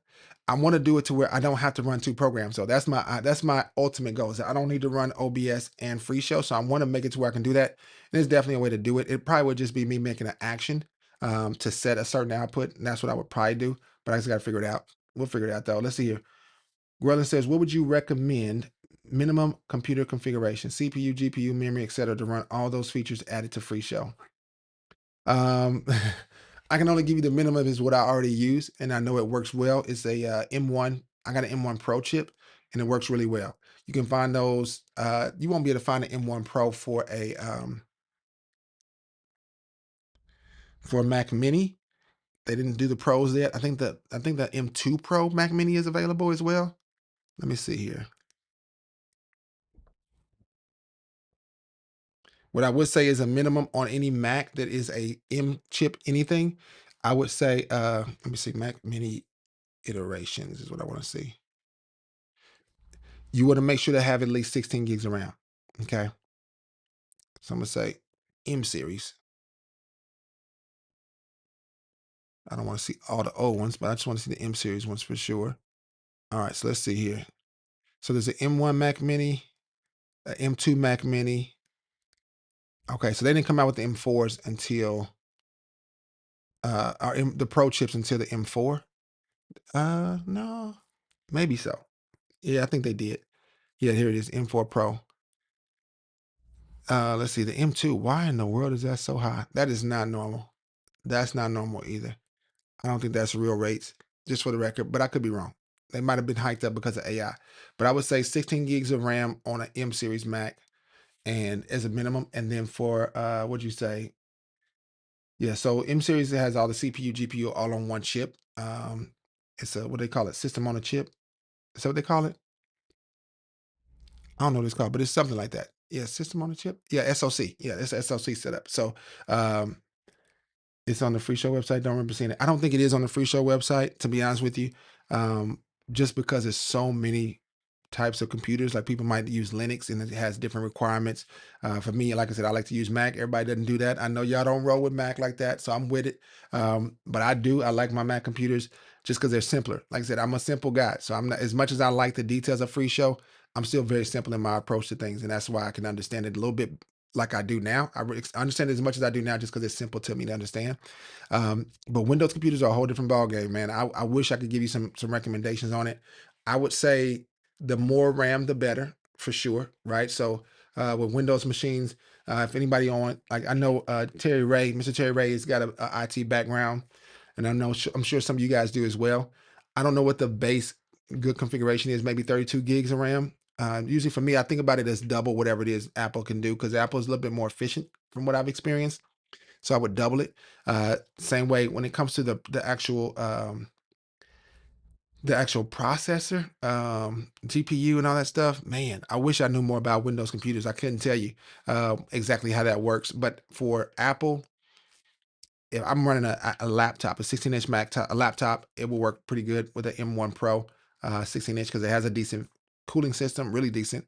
I haven't had my fans kick on yet, and I'm running OBS and FreeShow full time, and a camera. I got a whole roadcaster connected. I got a ATEM connected. I got probably six different outputs running real time out of this thing right now as well. It's connected to Companion, and it's not even blinking at it. It's warm, but the fans, I can barely hear them, so they're not really kicking in the gear too much. They're just on low. You know what I mean? So the loudest thing is probably my roadcaster video. I can hear that hum a little bit. It's got a fan in it as well. So Apple minimum M1 Pro would be my suggestion. For you guys using desktops, though, I would recommend checking out a Mac Mini M4. M4 Pro would be cool, but at least 16 gigs of RAM. So the M4s, I think they base at 16. The new ones, I mean, the old ones, they had a base RAM of 8, I believe. But you'll see here the CPU and GPU cores are there because, like I said, it's an all system on one chip. Same physical enclosure. Yep.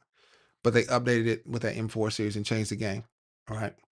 Let's see here. Your prices are ridiculous on for PCs for any computer. Memory is worth more than gold right now, and CPUs and hard drives are getting there for sure. I'm so grateful I invested. I got a bunch of hard drives. I say a bunch.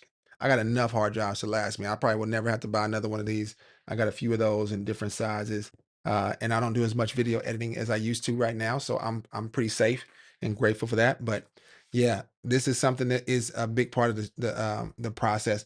But what I will say, one of the big changes with the 165, I'm gonna go back up to 165 full.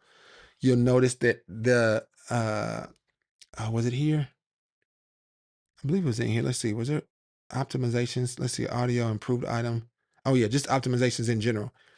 Uh, K Vaspo, Christopher did a great job of making a lot of optimizations to where it's going to be more streamlined. So you'll probably see it be less intensive than the previous version was when you upgrade to this version, even though it's got all these new features. I think who said something earlier about the CPU usage is shot down when you're using NDI already. Let's see here. GoFron says, Gary, for your issue, I think you can pin a live camera at the top of your presentation, and then you won't have to switch. I believe this is what you were referencing. Oh, so pin a live camera at the top of the presentation, like what I have now with the circle for and GoFrons. Tell me what you mean, because I'm thinking about when you say the issue, you talking about when I forget to switch over. If you talking about I forget to switch from my main cam, like if I forget to switch from here to going back to here, yeah, I don't know how to make it to where it'll automatically go back. That's the issue for that. But if you're talking about my wanting to use free show only for my live stream, um, I do know how to make the free show camera overlay, right? So I got an overlay already pre-made here. Let me see. I think I put it in the cameras. Yep, I got a cameras category. So I got a camera only test here. I got a super source test here that I was doing.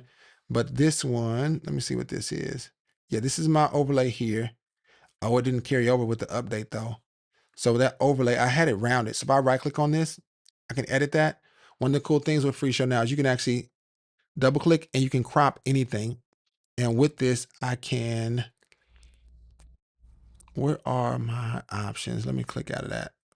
select that, go to the item, and I can change the corner radius. Right now it's set to 21, but it didn't change. If I change that now, oh, it's not doing it. Let me see.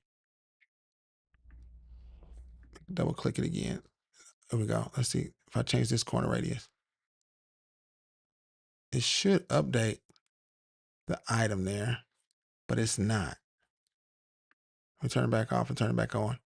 Yeah, so it's still square. So that didn't make it through. Oh, yeah, no, it didn't make it through. You see the square one in the background. You guys can see that. But I'm just looking to see if it's, so it used to be able to let you do the circle. For some reason, it's not letting that work anymore. But that was a big part of it for me because I'd like to have just myself in a circle as opposed to a square. But yeah, so those are some of the things that we got to figure that out. I got to figure out what that didn't do that. It used, oh, what in the world? So did I change my, let me right click on this again. Let's do edit. I think I lost that. Oh, this is the one right here. Camera only test. So there's the camera. It sets USB video. Let me pick another one. Boom. It's like it's freezing up on me or slowing down on me a little bit. But if you double click it, it'll let you adjust the crop, which is really cool. I love that. And then this is your what's it called? The corner rounding. But I lost my video feed. I don't know why. But you guys can still see me, which is good. All right. All right. With that being said, I think we hit the 3-hour mark for sure. We hit the 3-hour mark for sure. I'm gonna go ahead and pause there. If there aren't any other questions, you guys had some great questions today. I think I got through everybody's.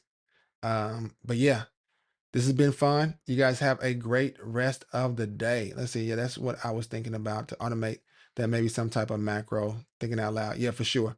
The container has to be the same size as the media. The border radius is set on the container. Actually, well, on the older version, it actually would round out. I actually had it rounded on my if you go back to FreeShow Friday, I think last week, I may have highlighted it and it was working fine. Like this one here. Let's see what that one looks like. Let me see if I did anything different. This one has it here. If I crop in on this, let's see what happens. So let me crop in on that side. I'll pull this up as well.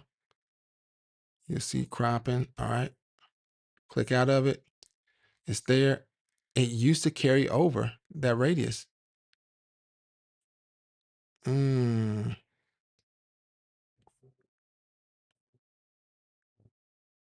it would be rounded. But it lost that yeah, see, now this is completely square. It used to be rounded. So the rounded corners are just not working at all right now. Like I said, so for you guys doing the live stream stuff, keep that in mind. I'm guessing we'll probably see an update to fix that, like a patch update, maybe. I don't know. But yeah, those are some of the things that I was working on. Let's see, this is Free Show Friday background. I don't know what that is. Let me see what's in here. Oh, that's just the full version of it. Yeah. So yeah, it'll be fun. It'll be a fun thing to work on. Okay, Mr. Terry is giving some feedback from an IT perspective that he has. He says definitely the more RAM, the better. You want a good GPU, a 3050 or 3070 or a Ryzen 5 or 7. CPU, i7 or i9. Okay. Using a hardware encoder takes the load off your computer and does the heavy lifting for sure. For sure. Like I said, the hard thing is if you don't have a computer like that right now, man, oh man, need to get to the finance committee and make sure you invest as quick as you can and try to get that to where you can lock in a price as it is now. I've been working with churches that have kind of lowered and slowed down a little bit on the purchases, and everything inflated in a matter of months. And so we've been talking about this probably for like the last 5 or 6 months, and the prices were super reasonable, and now they're more than double what they used to be almost for most, like the SD cards and the hard drives. The computers, Apple computers I recommended for them went up by like $200 just because of demand. So keep that in mind. Yeah, but that container, Gwirlin MJ, the border radius used to be on the cropped portion of it. Padding would adjust the corners. Now, well, that's a good question. So padding actually allows you to, let me go into here. Padding allows you to show how far to the edge the content is going to go, right? So this particular slide text here, if I say, hey, I want to adjust the padding, it'll bring that in. So if I make this smaller, it'll automatically make it, that's as far as it can go. But it'll make it to where the text won't go past that blue box. So it won't go to the edge of the screen there. That's what that padding does. Okay. And then the corner radius should just round it out. So to just make it look rounded like that. Right. And they used to do that with the video feeds. I might have to just re-add it in there or something. I don't know. I'll test it out again and see. Look, let me see. Look, I'm curious now. Let's go to new overlay. I'm gonna say test. I'm gonna say test circle Gary. Hit the plus sign. Nope, not media. I want to do a camera. Sorry, I jumped the gun. Plus sign, camera, and click in there. It should ask you to pick a camera. It doesn't. The media does though. All right, so I'm gonna go ahead and pick my camera on the right. This time I'll do my FaceTime camera. All right, we got the FaceTime camera. I can crop it if I wanted to, but I can also just squeeze these edges to make it look more like the resolution to start. And pull this back out just a smidge. All right. So now I can pull this and it rounds. You see it rounding there as it should. I can double click this and I can crop it. So I can pull these sides in. I want to pull this in here, pull this in here. This is just a test of a circle version of me, or at least a rounded corner version of me, not a box. Then I click out of that. I can move it around, right? It's all there. But when I go to that item, that corner radius should reflect on this cropped version of it, and it doesn't. And so I can go back to here. Let's see what it looks like. Circle Gary test. Okay, it shows me there, but it is not showing up with the rounded edges like it used to. So we just got to fix that. We got to figure that out. All right, you guys, bless you all. Bless you all. Have a great rest of the day. Thank you so much for joining, and we'll look forward to connecting next time. All right. Stay tuned for In the Lab on Monday morning.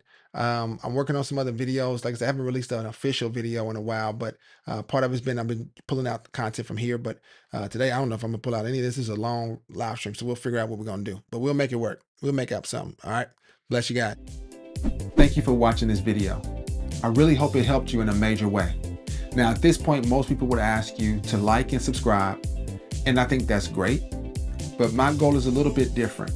My goal is to empower as many people as possible all over the globe. And there's one way that you can really help me do that, and that is to leave a comment below with a question, a thought, how this video may have helped you, or things that were left out that you still have questions about, and to share this video with someone just like you, someone who is looking for answers, someone who's curious and wants to grow. With your help, I believe we can build a community of people that want to grow together. So until next time, God bless.